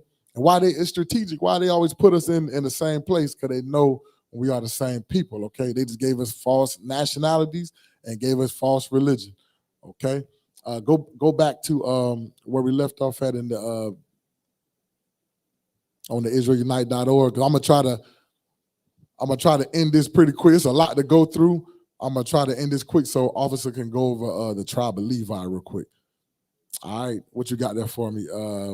Is that where we left? Scroll down. Well, actually, since we touched on the cake not turn, or they're showing you how we got dark skinned Ephraimites, dark skinned Manassites. You got light skinned Manassites. You got light skinned Ephraimites. Okay. So I just wanted to touch on that. Scroll down real quick. Let me see what else I can touch on here real fast. Scroll down. Scroll on down. All right. So go to read. Stop right there. Read 49 and 25 real quick. Yes, sir. Genesis chapter 49 and verse 25. Read. Even by the God of thy father, who shall help thee, Ephraim, and by the Almighty, who shall bless thee, Ephraim, with blessings of heaven above, blessings of the deep that lieth under, blessings of the beast, of the breast and the womb. Right, because that's going into how Ephraim and Manasseh was fruitful, okay, when they came over. So read that right there, the blessings. The blessings of the heaven above is talking about the good weather on the island of Puerto Rico. Right, so you go to Puerto Rico, you go down in the Caribbean, guess what they got beautiful weather. It don't snow over there. You know what I'm saying? It's nice weather. I mean, it's hot. Everybody want to go there to travel, to go to the beaches. You know what I'm saying? Everybody want to go to Cuba to go to the beaches on vacation. Read. Blessings of the deep that lieth under refers to the seas and riches on the island.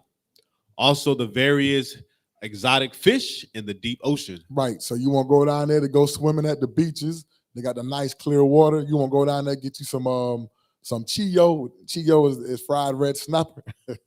You know what I'm saying? That thing good, delicious if you never had it before.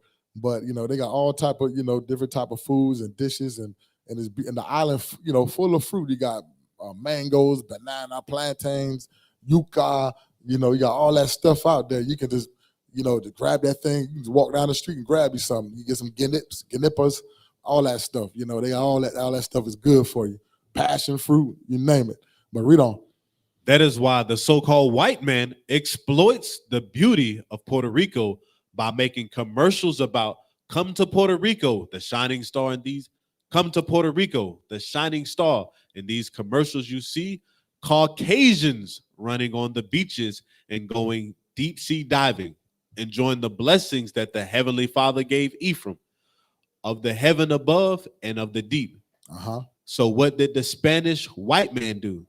He killed thousands of the Boricua Indians, stole their island, and now he goes there on vacation. Right. So now you go there on vacation, right? So you got to look at they stole the land because the land, that's why they call it Puerto Rico. Puerto Rico just means rich port. So how can you be a rich port? You got to ask yourself that. That's what they're going to, or Puerto Riches. That's what Puerto Rico means. Okay. So when they came there, they seen Ephraim, the so-called Taino Indian. What I said, the Taino. When they saw the Indians there, they were playing. They had marbles. The kids were playing with rubies, gems, and all that. That was in the beach. They robbed all that land, all the resources. You know what I'm saying? Now they got military bases and all that stuff everywhere. Hey, they got some kind of they got something going on up there, and I want to say somewhere off the island. They got some kind of nuclear stuff, and it's making people get sick. Okay, so you ready to go, officer? Yeah. So I'm gonna do this. I'm gonna end it right there. As far as Ephraim, there's Ephraim and Manasseh. I hope y'all got something out of it. If you want more of that, you just go to IsraelUnite.org. I'm gonna let officer touch on the tribe of Levi.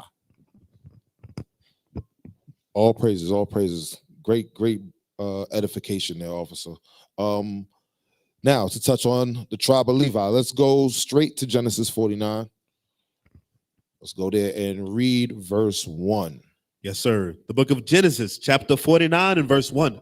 Come on. And Jacob called unto his sons and said, gather yourselves together, that I may tell you that which shall befall you in the last days. So what we're bringing out, just to expound on it, is how we'll be able to identify these people in the last days, which we're in now. We're in the last days now. So these things that Israel told his 12 sons was things that will be used as signs and wonders in order for a lost people to be able to identify themselves, right? So now let's touch on Levi. Jump down to verse 5. Verse 5, Simeon and Levi are brethren. Instruments of cruelty are in their habitation. It said, Levi and Simeon are brethren. Now, why would, out of all 12 tribes, the Lord be very specific about Levi and Simeon? You'll find out, all right? Read on.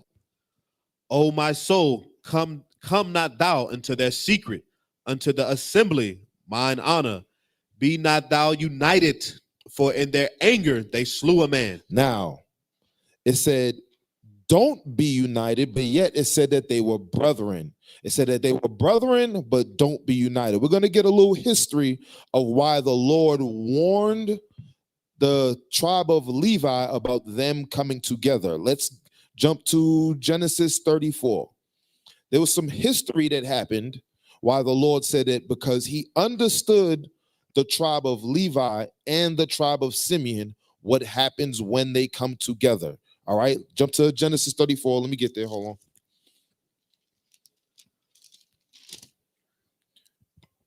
Start at verse 1. Yes, sir. The book of Genesis, chapter 34 and verse 1. And Dinah, the daughter of Leah, which she bare unto Jacob, went out to see the daughters of the land. So the 12 sons of Jacob, they had a sister. Read on.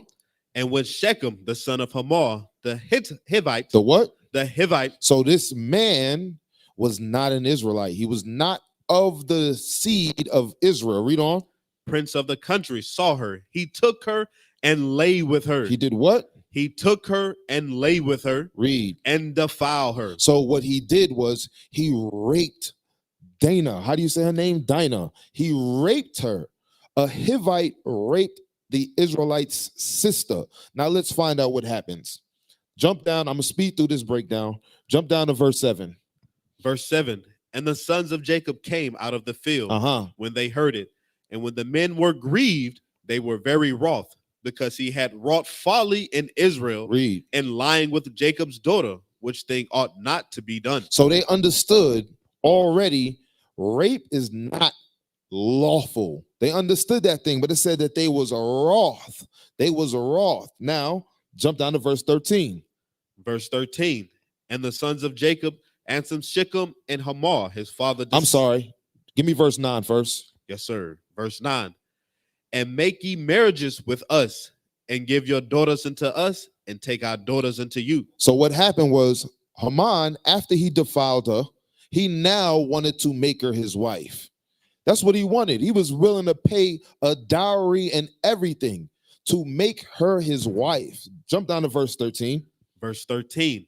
And the sons of Jacob answered Shechem and Hamor, his father, deceitfully. How'd they answer? Deceitfully. So there's something that these two sons of Jacob, we'll find out exactly who they are in a minute, they started to deal deceitfully. Read on. And said, because he had defiled Dinah, their sister. And they said unto them, we cannot do this thing, to give our sister to one that is uncircumcised, for that were a reproach upon us. Now jump down to verse 19. Verse 19.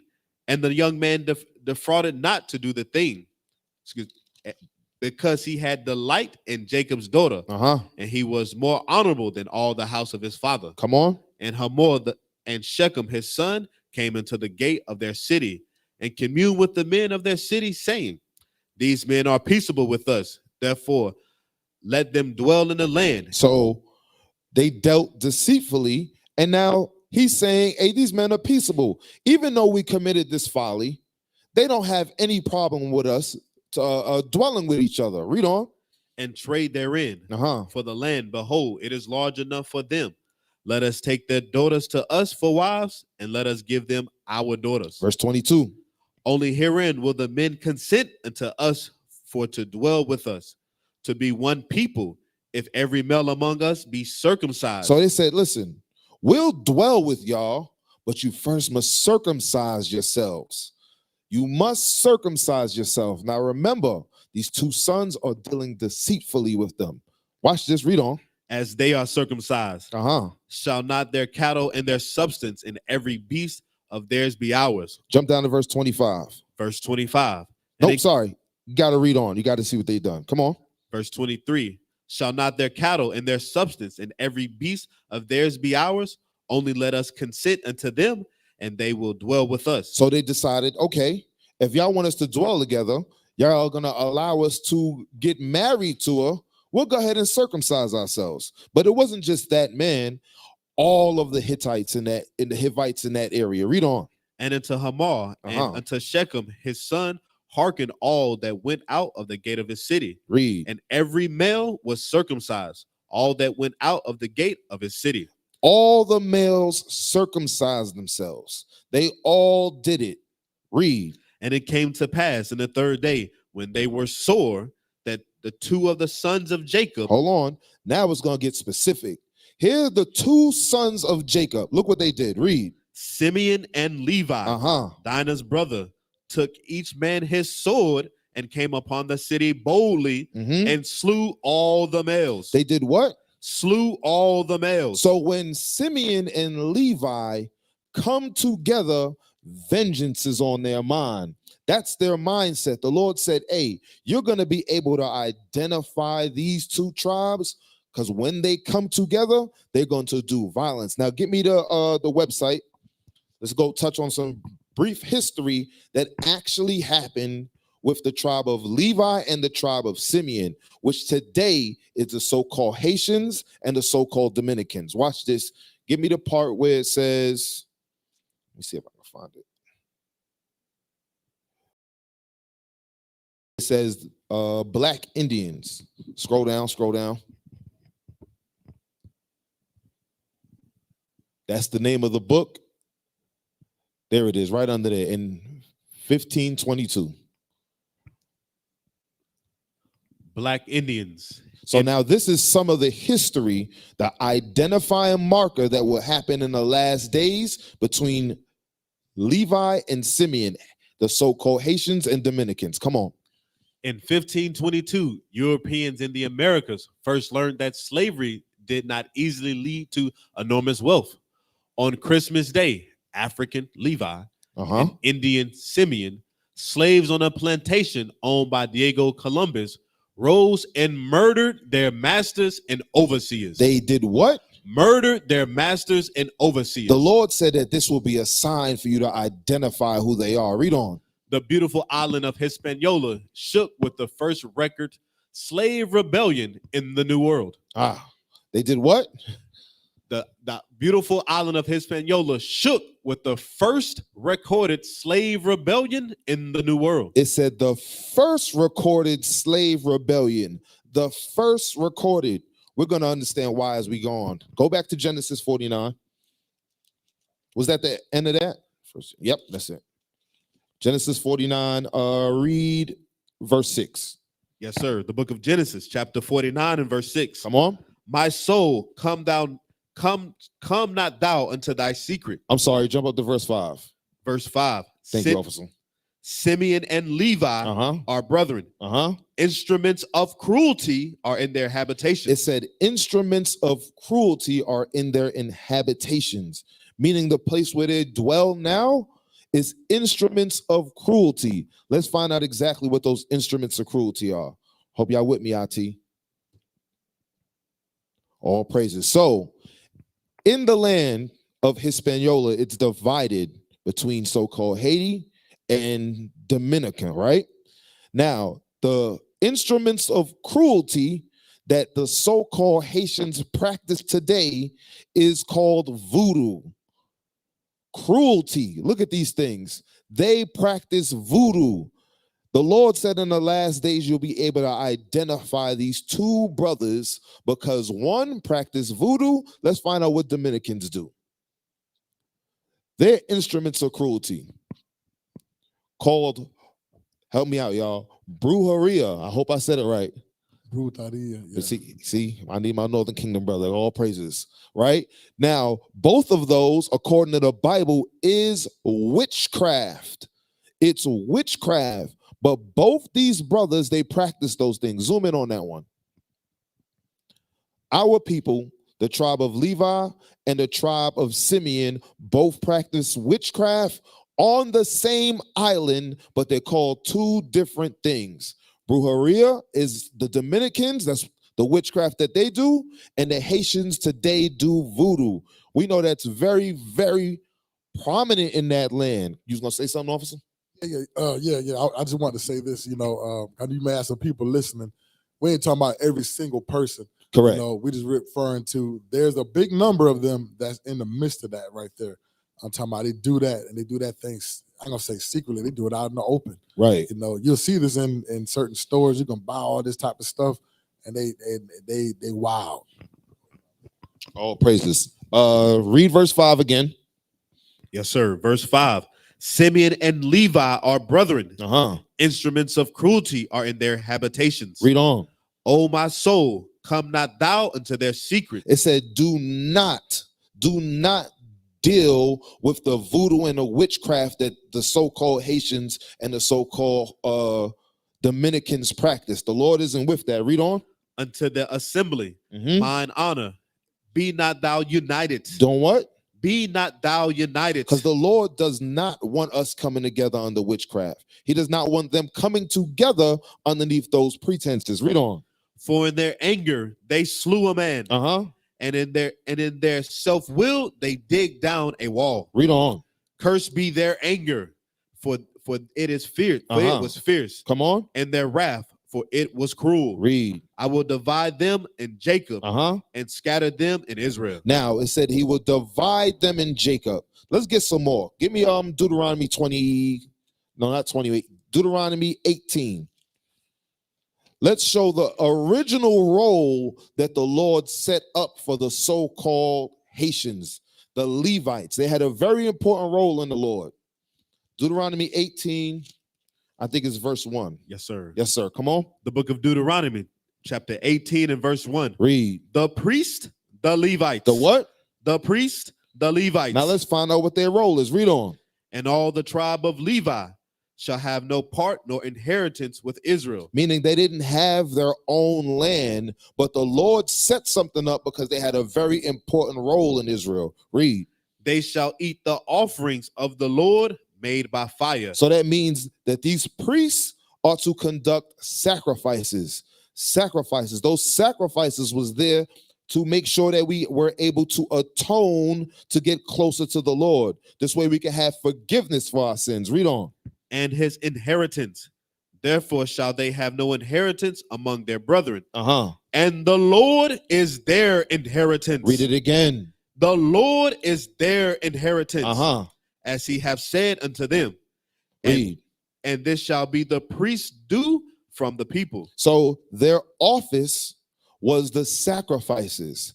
That was their responsibility. They were the priests. But we must find out now, what is it that the so-called Levites did wrong that way now they inhabit the land of Haiti, Hispaniola? Give me Malachi chapter 2 and give me verse 1.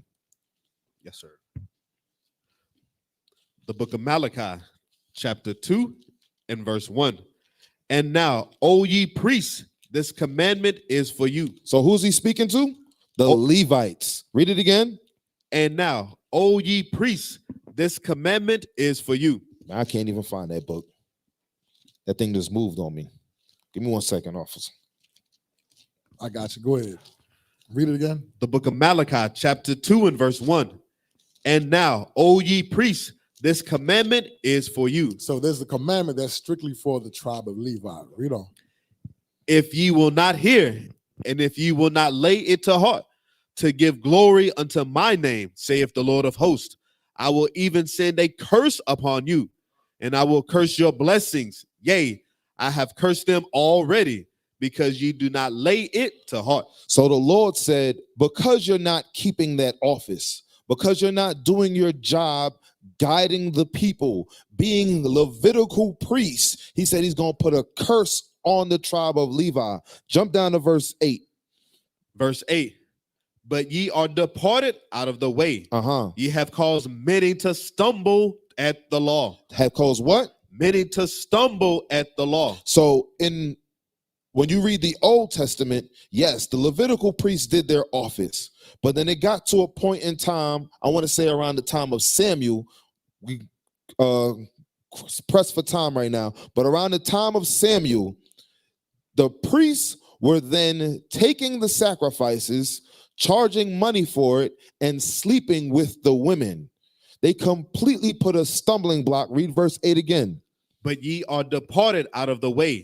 Ye have caused many to stumble at the law. Read. Ye have corrupted the covenant of Levi. You have corrupted the covenant of Levi. The Lord has charged the so-called Haitians, the Levitical priests, to be holy. He said you have to eat of the sacrifices. He put y'all in suburbs to make sure that y'all ran the priest's office. Read on. Saith the Lord of hosts. Therefore have I also made you contemptible and base before all the people. He has made them what? Base before all the people. Get me those images of what happened to Levi now. Remember, this is what that will happen to them in the latter day.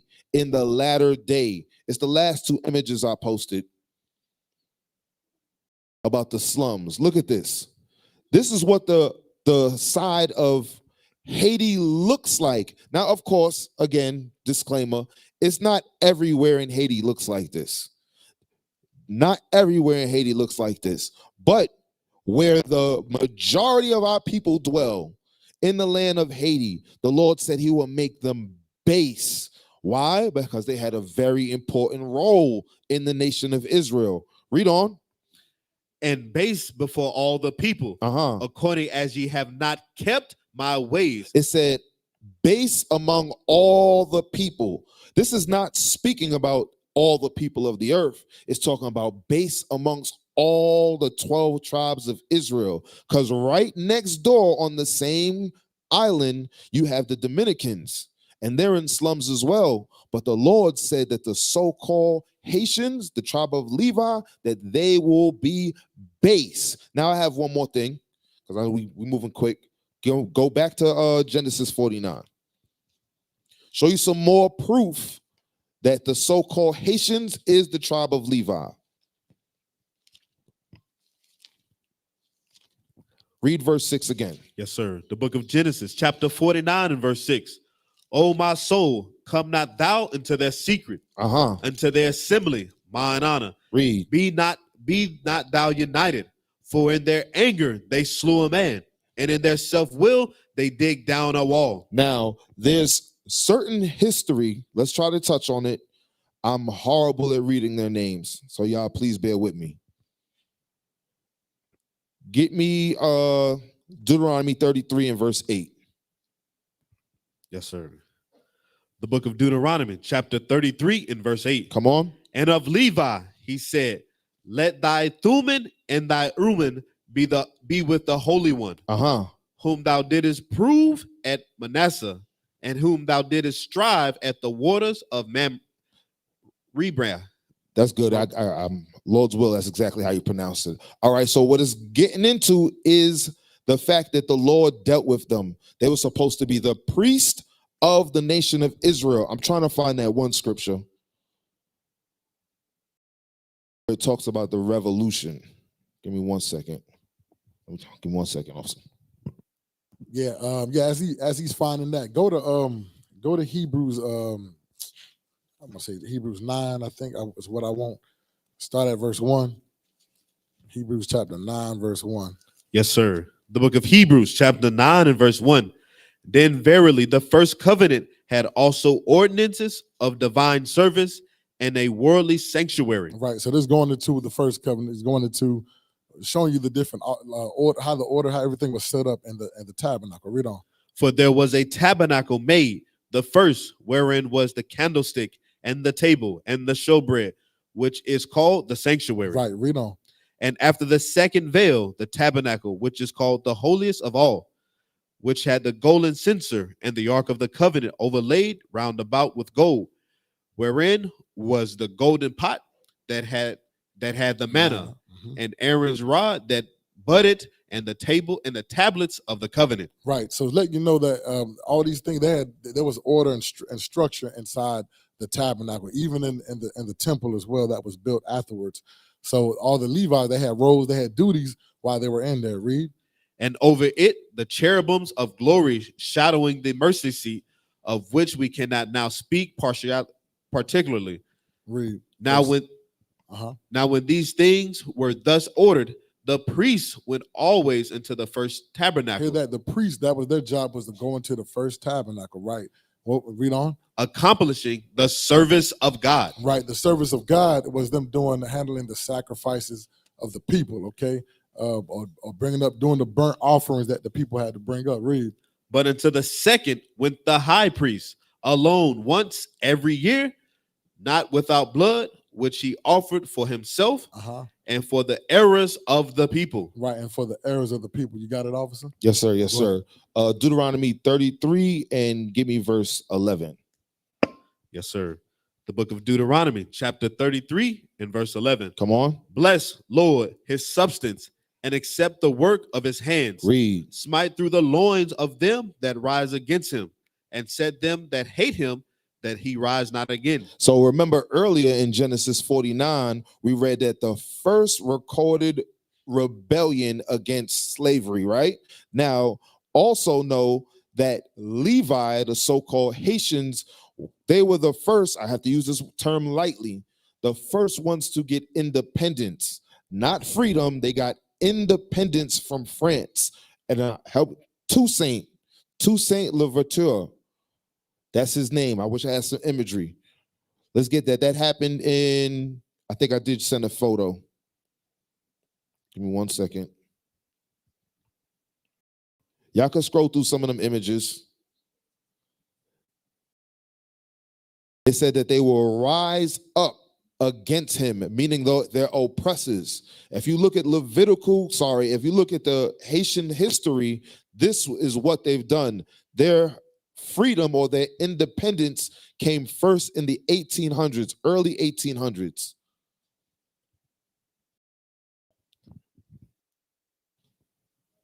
Give me 1 second. Let me find it. Yeah. Also, why he's finding that, you'll hear about the Louisiana Purchase, right? So you see places like Mobile, Alabama. You got New Orleans, Louisiana, Biloxi, Mississippi. I want to say out there by what is it? Beaumont, Texas. That's close to Houston, Texas. You had a lot of the slaves that they had got from Haiti, and they brought them over and sold them over there in that area, which you would see what's called the Gulf of Mexico, and all those places that's in America. They were selling slaves all through over there, and that was called the Louisiana Purchase. Okay, so all that was Levi as well. That's why when you go to New Orleans, you hear some people that a lot of them have French last names. Like what he's bringing out, he's showing you how they fought against the French. That you have one side of the island, the whole island is divided by a river. So now that you got that river, I forget the name of it. One side is what is it, Dominican Republic, what they call DR. That's where the tribe of Simeon dwell. Then you have the other island so one island they speak Spanish, the other island they speak French. Okay, now what you call Creole. You got it, officer? Yes, sir. I just sent you something.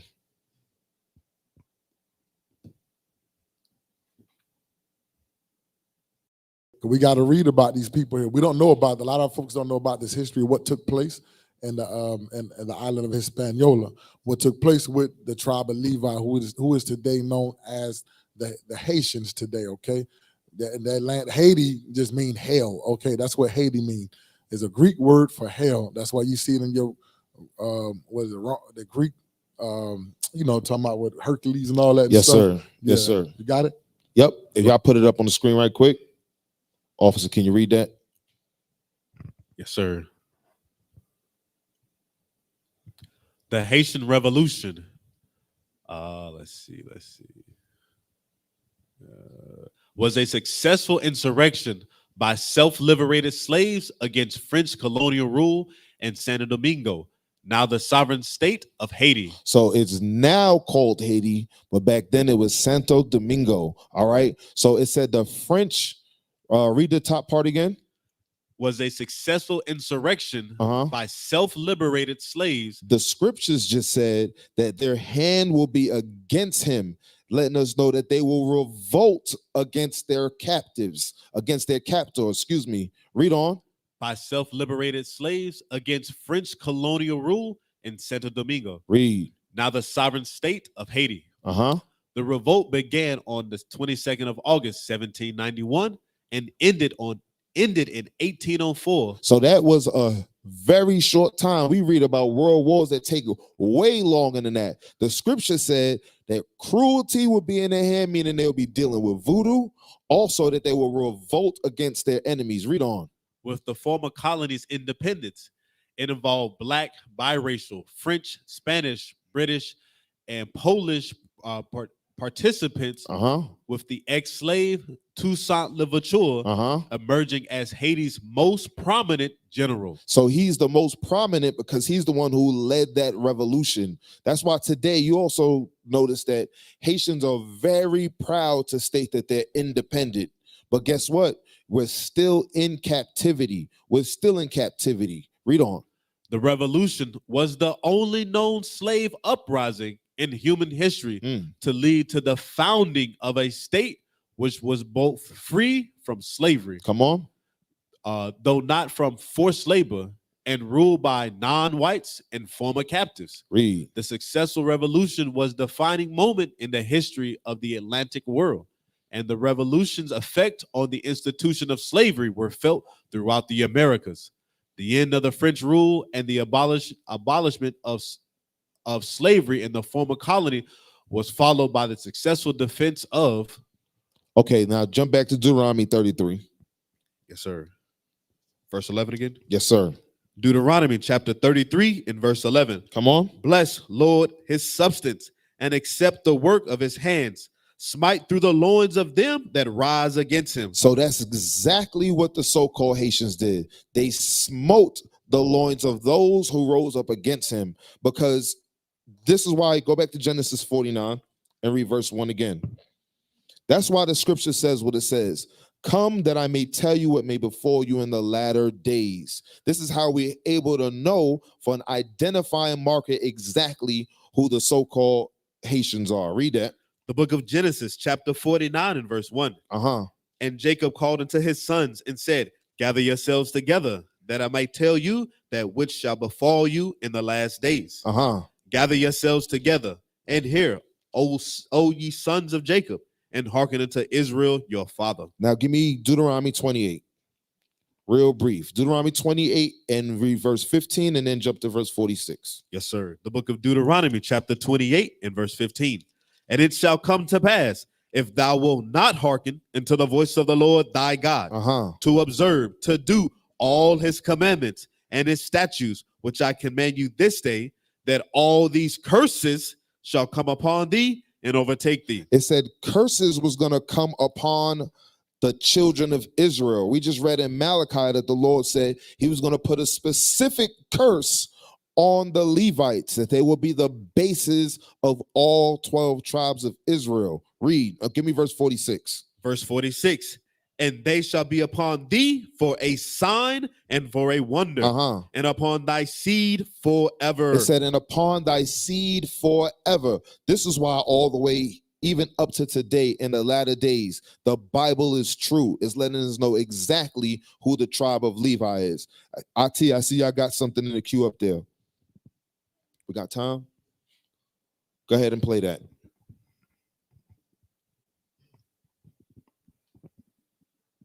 The volume.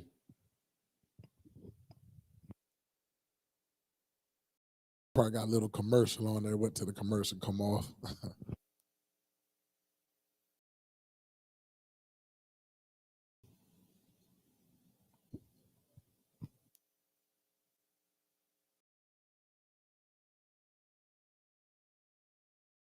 So this is our leadership. You got two deacons, Deacon Malachi and three deacons over there. I'm sorry, I didn't even see Deacon Lamba. We have our three deacons here who are in Haiti right now, not right now, but they're in Haiti in this video, and they're dealing with our people. Watch this video. Most High Christ bless Deacon Isaac here. I'm here with the deacons, Deacon Malachi, Deacon Lamba. We had an opportunity today to speak with the man himself. As you know, this brother's been in the media. There's been a lot of lies told on his behalf, and he had the opportunity to speak for himself. What did you guys think? What you see for themselves? See it for yourself. See it for yourself.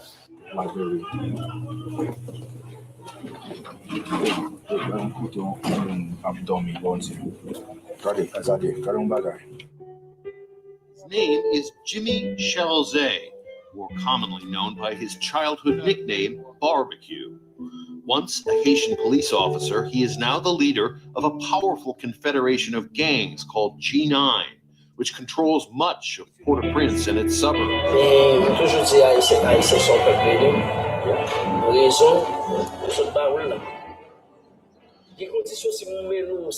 Hey, Israel, take a look at their conditions.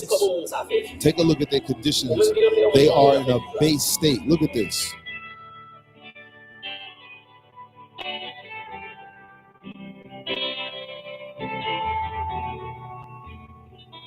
And also Israel, also everybody that's paying attention. There's more information on the documentary.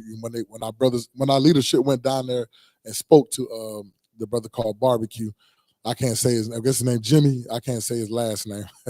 But yeah, they went down there. They spoke to him, and he showed them more. He went more further in depth to show you what officers bringing out the base state of the Haitian, the so-called Haitians, which is the tribe of Levi. Yeah, that's it, officer. That's it. Yes, sir. For the tribe of Levi. Okay. All praises. So so Miss AZ, you still there? Oh yeah, I'm here. I've been sitting here the whole time. I just turned it over to you, but I do have a question. And hopefully it's not real deep.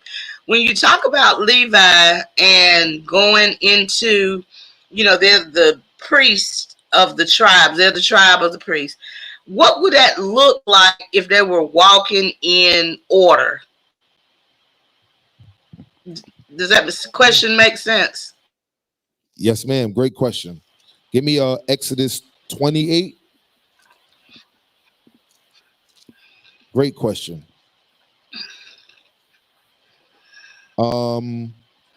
Read verse 1 and then jump to verse 4. Yes, sir. Ati, if y'all can get some imagery, that'd be great.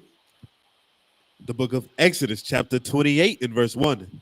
And take thou thee Aaron, thy brother. So this is the Lord speaking to Moses. He said, take Aaron, your brother, read. And his sons with him from among the children of Israel, that he may minister unto me in the priest's office. Read. Even Aaron, Nadab, and Abihu, Eleazar, and Ithamar, Aaron's sons. So now we're going to find out exactly what they'll be llooking like to answer your question. Jump down to verse 4. Verse 4.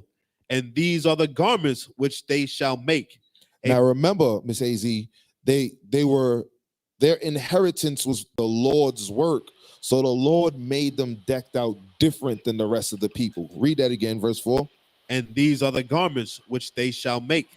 A breastplate, and an ephod, and a rope, and a broided coat, a mitre, and a girdle. So they had a full garment on. And with that garment, it was a breastplate.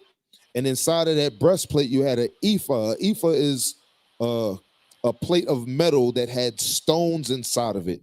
Those stones, each stone represented one of the 12 tribes of the nation of Israel. Read on. And a rope, and a broided coat, a mitre, and a girdle.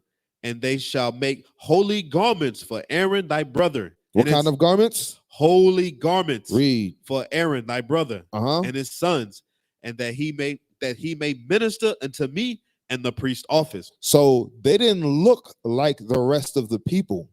They didn't. They had garments with gold breastplates. They looked completely decked out. I wish I had some imagery. There's more. Read on. Yes, sir. Verse 5.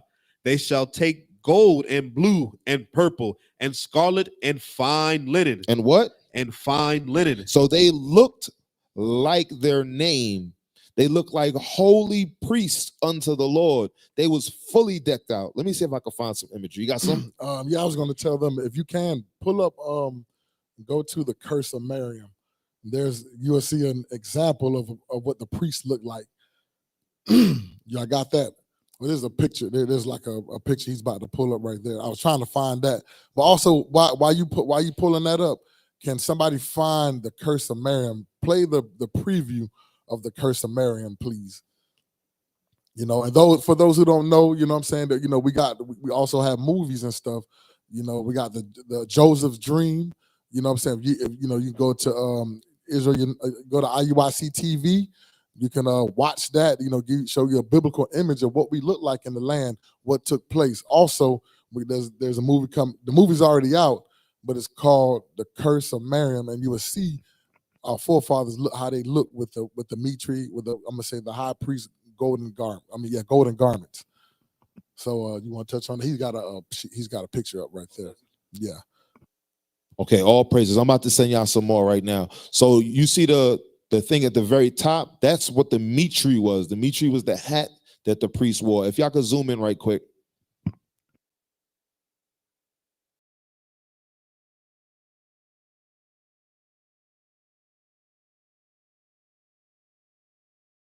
Okay, and the ephod is that thing directly in the middle that holds up the breastplate. You see that right there? Oh, I got some images coming right now, IT. Give me 1 second. He's trying to get everything so you can see that, Miss AZ, along with everybody that's paying attention. You know how everybody would look while they doing the priest office. What I read there in Hebrews chapter 9 verse 1. When I read those few verses down there, it was letting you know what some of the services, what the offices, what they were doing. I have another picture, but I can't find it. I don't know. I must have deleted it by accident. But it'll give you like a picture of them. I don't know if IT can pull it up or not. But anyways, look, watch this right here. I mean, he's gonna rewind this. This is a preview of Joseph's dream. Not Joseph. I'm sorry. The curse of Miriam. Okay, this is going into Numbers chapter 12 right here. All right, you got it. Miriam, what is troubling you now? Thou shalt make no covenant with them, neither shalt thou show mercy unto them, neither shalt thou make merry with them. Hallelujah, hallelujah. You know how our Lord can speak face to face unto God. Forgive her, O Lord! Does that mean that Moses' wife, Zipporah, will be our queen? People beg for flesh to eat, and they speak against thee. And it is flesh that they shall surely eat. All praises. Give me Hosea 3. Because Miss AZ, it's a reason you asked that question. Us as a people, we actually lack imaging. We lack imagery because the Lord said that we will go without it for a very long time. Watch this. Hosea 3 and verse 4, I believe is where you start. Come on. The book of Hosea, chapter 3 and verse 4. For the children of Israel shall abide many days without a king. Because when it said we went without a king, they defiled and completely destroyed the image, the teachings of our king, the Black Messiah. Read on. And without a prince, and without a sacrifice. Come on. And without an image. And without what? An image. We will go many days without an image. That's why you ask, well, what would the priest look like? There in our Bibles, back in the days, we had imagery. That's why we knew exactly. Go ahead and put that on the screen, IT. Take a look at what this is, some AI art of what the priest would look like. That is a royal apparel. Look at that thing, the gold and the scarlet colors. See the hat on his head with the mighty beard? Miss AZ, do you see it? Yes, I'm just making sure that everybody can have the whole screen for your information. Yes, it's beautiful. Yeah, and like you said, these are just imagery. You know what I'm saying? Like we don't know exactly how it look. We can read about it, but this is more like an imagery. Of course, I'm gonna say that the gems with the 12 tribes is not on that particular garment there, but there's many different imagery just to show you, because like you had gold was intermingled in it was sewn in there with the goat hair and all that stuff. And that thing was nice. It was bad. Real gold, real gems, all that stuff. But well, we're visual people. People are visual, so this brings a reality to us, to be able to see that. Right. Now you're absolutely right. Hey, we gotta have that imagery. We love looking at. We'll watch something and we can relate to it. But like I said, we fell far from that. So like the tribe of Levi, like I said, they're gonna be at the base. Base means you at the very bottom. So of all the tribes, of all the 12 tribes, that's why Levi is going through so much atrocity. That's why they're going through so much poverty. There's all type of crazy stuff they got going on there in the land, because they was the ones that do the Lord's office. They were supposed to teach. Matter of fact, get Malachi 2 and 7 real quick. So this is what they were supposed to do. Let's give officers some time to bring out what he's gonna bring out. You got that for me? Yes, sir. The book of Malachi, chapter 2 and verse 7. For the priest's lips should keep knowledge. Hear that? It said the priest's lips. His lips is his mouth, right? It should keep knowledge. This is where you got to go seek the knowledge from. Read. And they should seek the law. The who? The law at his mouth. Right. The mouth and his lips is the same thing. The knowledge and God's law, statutes, and commandments, that's all in one. The same. This is what the people are supposed to seek and do. Read. For he is the messenger of the Lord of hosts. Hear that? He's the messenger of the Lord of hosts. Okay. Just like Moses, he was from the tribe of Levi. His brother Aaron, their sons became the priest, the high priest and stuff. And they was out there, bringing it out to the people, teaching them, showing them, what they need to do, or how they got to get themselves right. Let me get that warlike. So, and then I have go ahead. I'm sorry. Go ahead. No, go ahead. I got one No, more. go ahead. Because go ahead. I have one more question, but I didn't want to get you off topic. But and maybe you can just spin into this. But one thing is, since they were priests and there were certain rituals they were supposed to do for the Lord in the temple, but now that they are not in the temple, were they doing these rituals outside of the temples? It's not of God, so that's why it is considered voodoo rather than them performing it in the temple. Is my question making sense? Yeah. Okay. So like what you see with the voodoo thing, that thing goes into idolatry. So our people picked that up. I'm going into the Southern Kingdom from those that were coming from the west coast of Africa. So they got majority of Levi came from over there in the Congo and Cameroon and all them places because they speak the same language. So they took them from that area. But when we were there and amongst the what do you call the Nilotic tribes, we started picking up their customs, and we started doing what they do because they do that same stuff over there. Okay, that wasn't our customs. You got something for me? Yes, sir. The book of Psalms, chapter 106 and verse 35. But were mingled among the heathen. That we was mingled among the heathen when we were scattered over there, when we fled, because we fled in, I'm going to touch on that history too. We were fled over into Africa because we could blend in with the dark-skinned races. Read. And learned their works. And did what? And learned their works. So we started learning voodoo. Okay, that's one of the works that we picked up. Whatever, all those different type of craziness and stuff, idolatries. That's what we started going into. I mean, going in the midst of that. So we end up defiling ourselves because you got to think about it, we fell off during this time here when they were enslaved in the island of Hispaniola. Right, you had one side they were conquered by the Spaniards. One side were conquered by the French. Remember, over 400 years, we couldn't, a lot, I ain't gonna say 400 years for them, but at least 350 years, they couldn't read and write. So now you forgot your nationality, but there were certain things that they were doing, but it went off. They went way off into the left, and they started practicing what they picked up from the Nilotic tribes. Okay, you got that for me? And give me Luke chapter, I think 20 and 21 or 21, 20. You know what I want? Yeah. So I'm gonna bring this history out right here. This is Christ. Christ was speaking about something that was going to take place in the land of Jerusalem. Because like during that time, the temple got destroyed. Okay. You got that for me? Right. Yes, sir. The book of Luke, chapter 21 and verse 20. And when ye shall see Jerusalem compassed with armies, then know that the desolation thereof is nigh. Right. So now this is going into the Roman armies, right?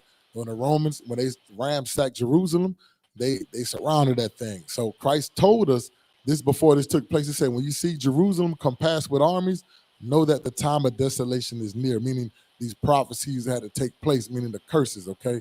Read. Then let them which are in Judea flee into the mountains. He said, those that live in the land of Judea, he said, go to the mountains. What mountains is talking about? Like the Sinai mountains that'll bring you from Israel to Egypt, okay? Because they're right next to each other. You can walk cross over the mountains, you right there into that next land. And remember when when Joseph, you know what I'm saying, the angel told him, go flee to Egypt and hide down there. How would he hide down there if he was a Caucasian man?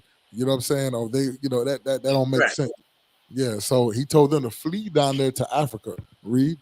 And let them which are in the midst of it depart out. You living in there, leave out immediately. Read. And let not them that are in the countries therein return. Don't come back and return. Don't come in there, do no sacrifices, do anything, because it was commanded. We had to come there 3 times a year to come and bring in our sacrifice. It was commanded. And then we came in for other high holy days as well. Read. For these be the days of vengeance. Vengeance, meaning payback from the Most High. He's the one that does the ultimate vengeance. Okay, read. that all things which are written may be fulfilled. Read. But woe unto them that are with child. Right. Woe unto them that had little kids. Okay. Yeah, little children. There was going to be a dangerous time for them. Read. And woe to them that give suck in those days, for there shall be great distress in the land. Right. It was great distress. I mean, because they starved us out. So like today, what they call it, they do embargo sanctions where you can't buy, trade, or sell. So when the Romans ransacked Jerusalem, guess what? There was no food coming in. There was no water, no resources or nothing. So they starved us out. So I want to say it was a time of 3 years, I believe. I mean, it was a 3 years. About 6, yeah, it was 6 years. It was a long time. They starved us out. Once all our resources and stuff ran out, guess what? We started eating our kids. We went into cannibalism. So we started eating those little kids. You know, they became looking nice as food. But you know what I'm saying? But that's a sad thing. That's what took place. That's why they said, woe to the little ones. So that's what they did to us. Really? And wrath upon people. Excuse me. Oh, I'm sorry. Your mic is having a few issues. Your mic. Mike. Oh, here's okay. It sounded better. Okay. Okay. Go ahead. What did you last hear me say? I want to make sure you heard. Yeah. The book of Luke, chapter 21 and verse 24. Read.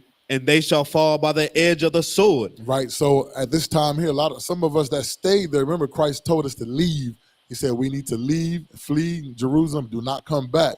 But you had some people want to stay there and fight what you call, you got people that want to bear arms and fight against the government. We ain't supposed to do that. Okay. Right. He gave us commandment. He said, leave, flee to Africa. Okay. Leave out of the land. Read. And shall be led away captive into all nations. Hear that? We got to ask ourselves, what people, who this happened to in history? Who was led away captive into all nations? Who got taken? Who did the Romans take and brought to Italy and to Sicily and them and had them become gladiators, fighting against lions, tigers, and bears and all that stuff? Think about that. They had us doing that because we the same gladiators today, playing football, basketball, hockey, all that. You know, there's a lot of us out there doing that physical stuff. Read. And Jerusalem shall be trodden down of the Gentiles. So now it says the land of Judea, where Jerusalem is, says it's going to be trodden down, meaning walked upon. There's people that's going to dwell there claiming to be you, but it said they are the Gentiles. Those are the real Gentiles that's in the land because the rightful people are not in the land. Read. Until the times of the Gentiles be fulfilled. Right, until Christ come back. That's when we'll get back into the land. Okay, so let you know now the rightful people is not there. So during that time, we fell off and then we started mingling with the other nations, you know, and guess what? A lot of us got caught up in that mess. got just like to, you know, you may, let's say you move, let's say, you know, if you got kids and stuff and you move to a neighborhood, your kids end up becoming a product of the environment. Guess what? Some of them may become drug dealers, some may become crackheads, drunks, gangbangers, all that, you know, the same thing take place. I hope that answered your question. Yes. Well, I know you got some more questions. I'm trying to be respectful of y'all time. These are such, you know, the going over the tribes are so wonderful. It is so enlightening to bring forth that information as far as, you know, I think about, you know, when you were talking Ephraim and Manasseh, and you think about the island, we were talking about it, how they even today really want to separate themselves on that island. All right, so could you expound on that real quick? You said they want to separate themselves on the island. Oh, you talking about? I won't say separate. Oh, you talking about Levi and Simeon? You referring to?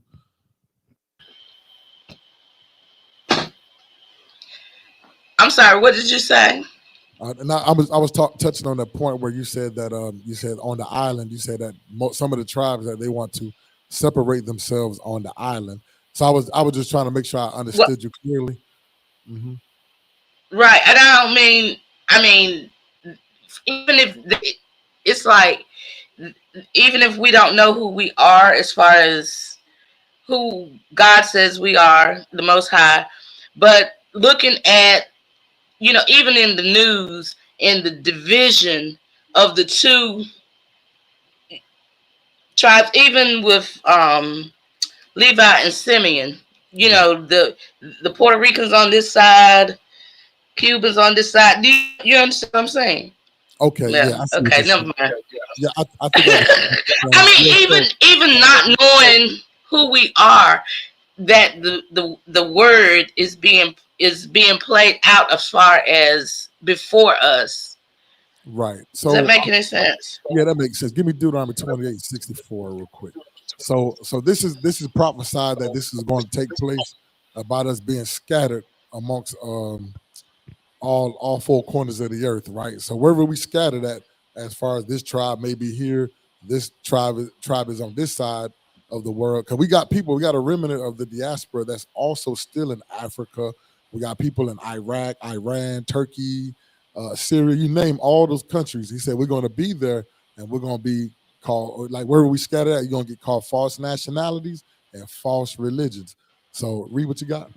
The book of Deuteronomy, chapter 28 and verse 64. Uh-huh.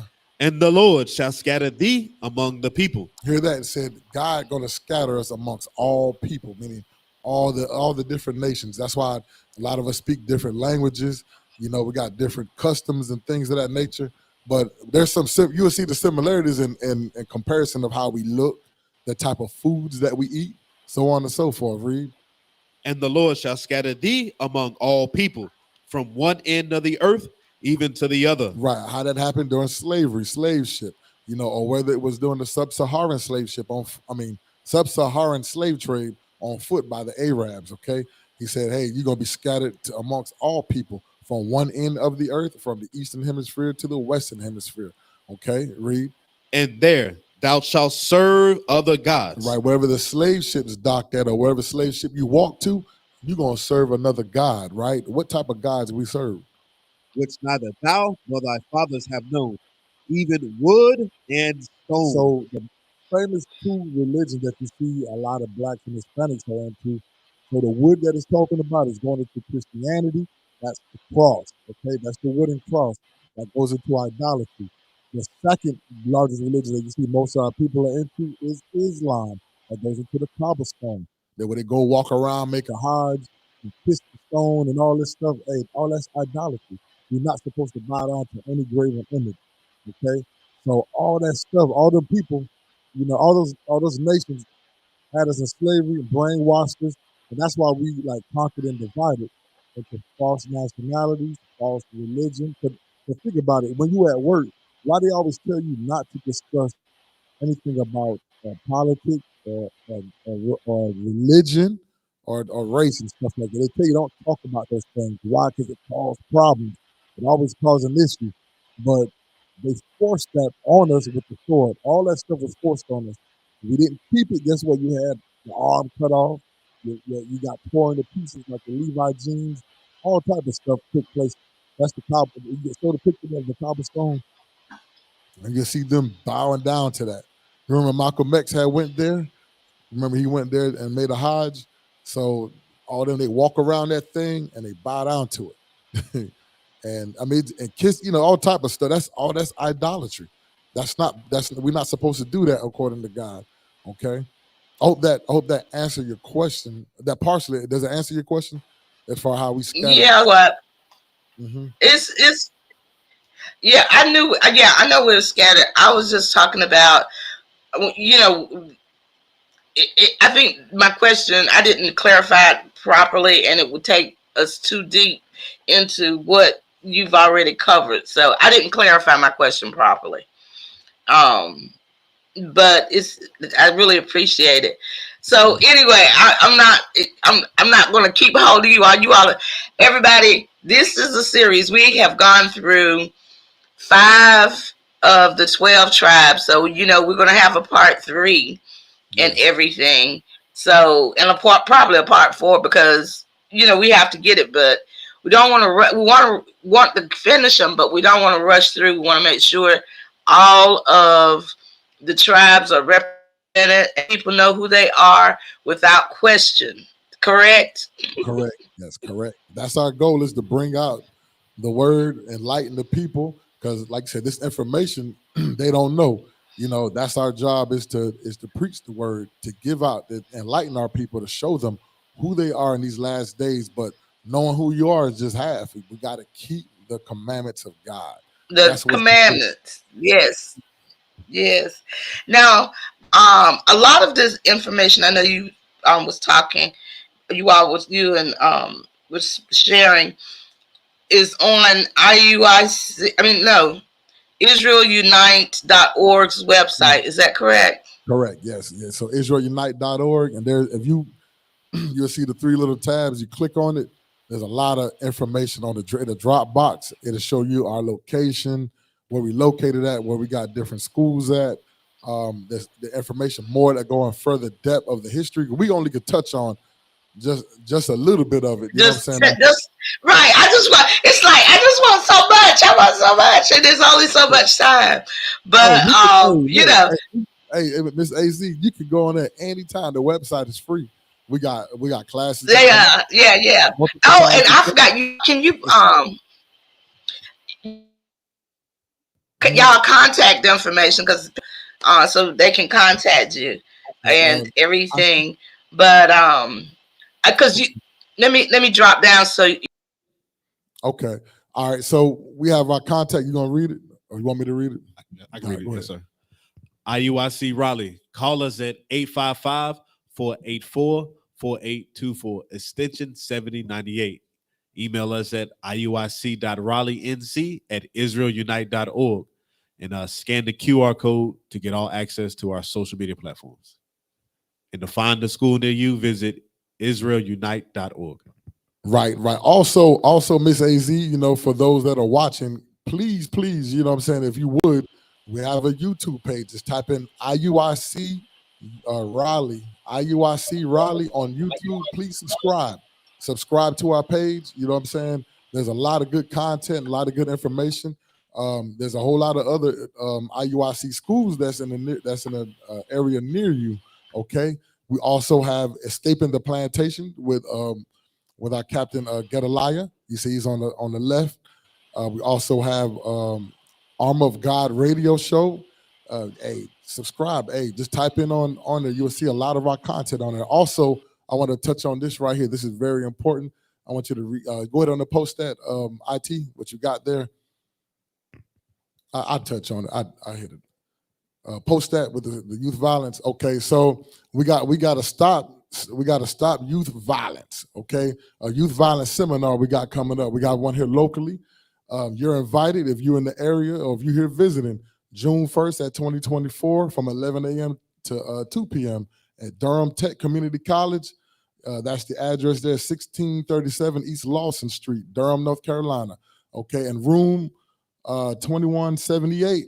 Hey, the youth violence. Please come out and support us. You know, we also have youth violence at other local at your local state and city too as well. Or if you want to invite us onto, you know what I'm saying, your platform to, you know what I'm saying, we would love to bring out this information. This is very much needed. There's a lot of youth violence taking place here in America, even overseas. We got schools overseas as well.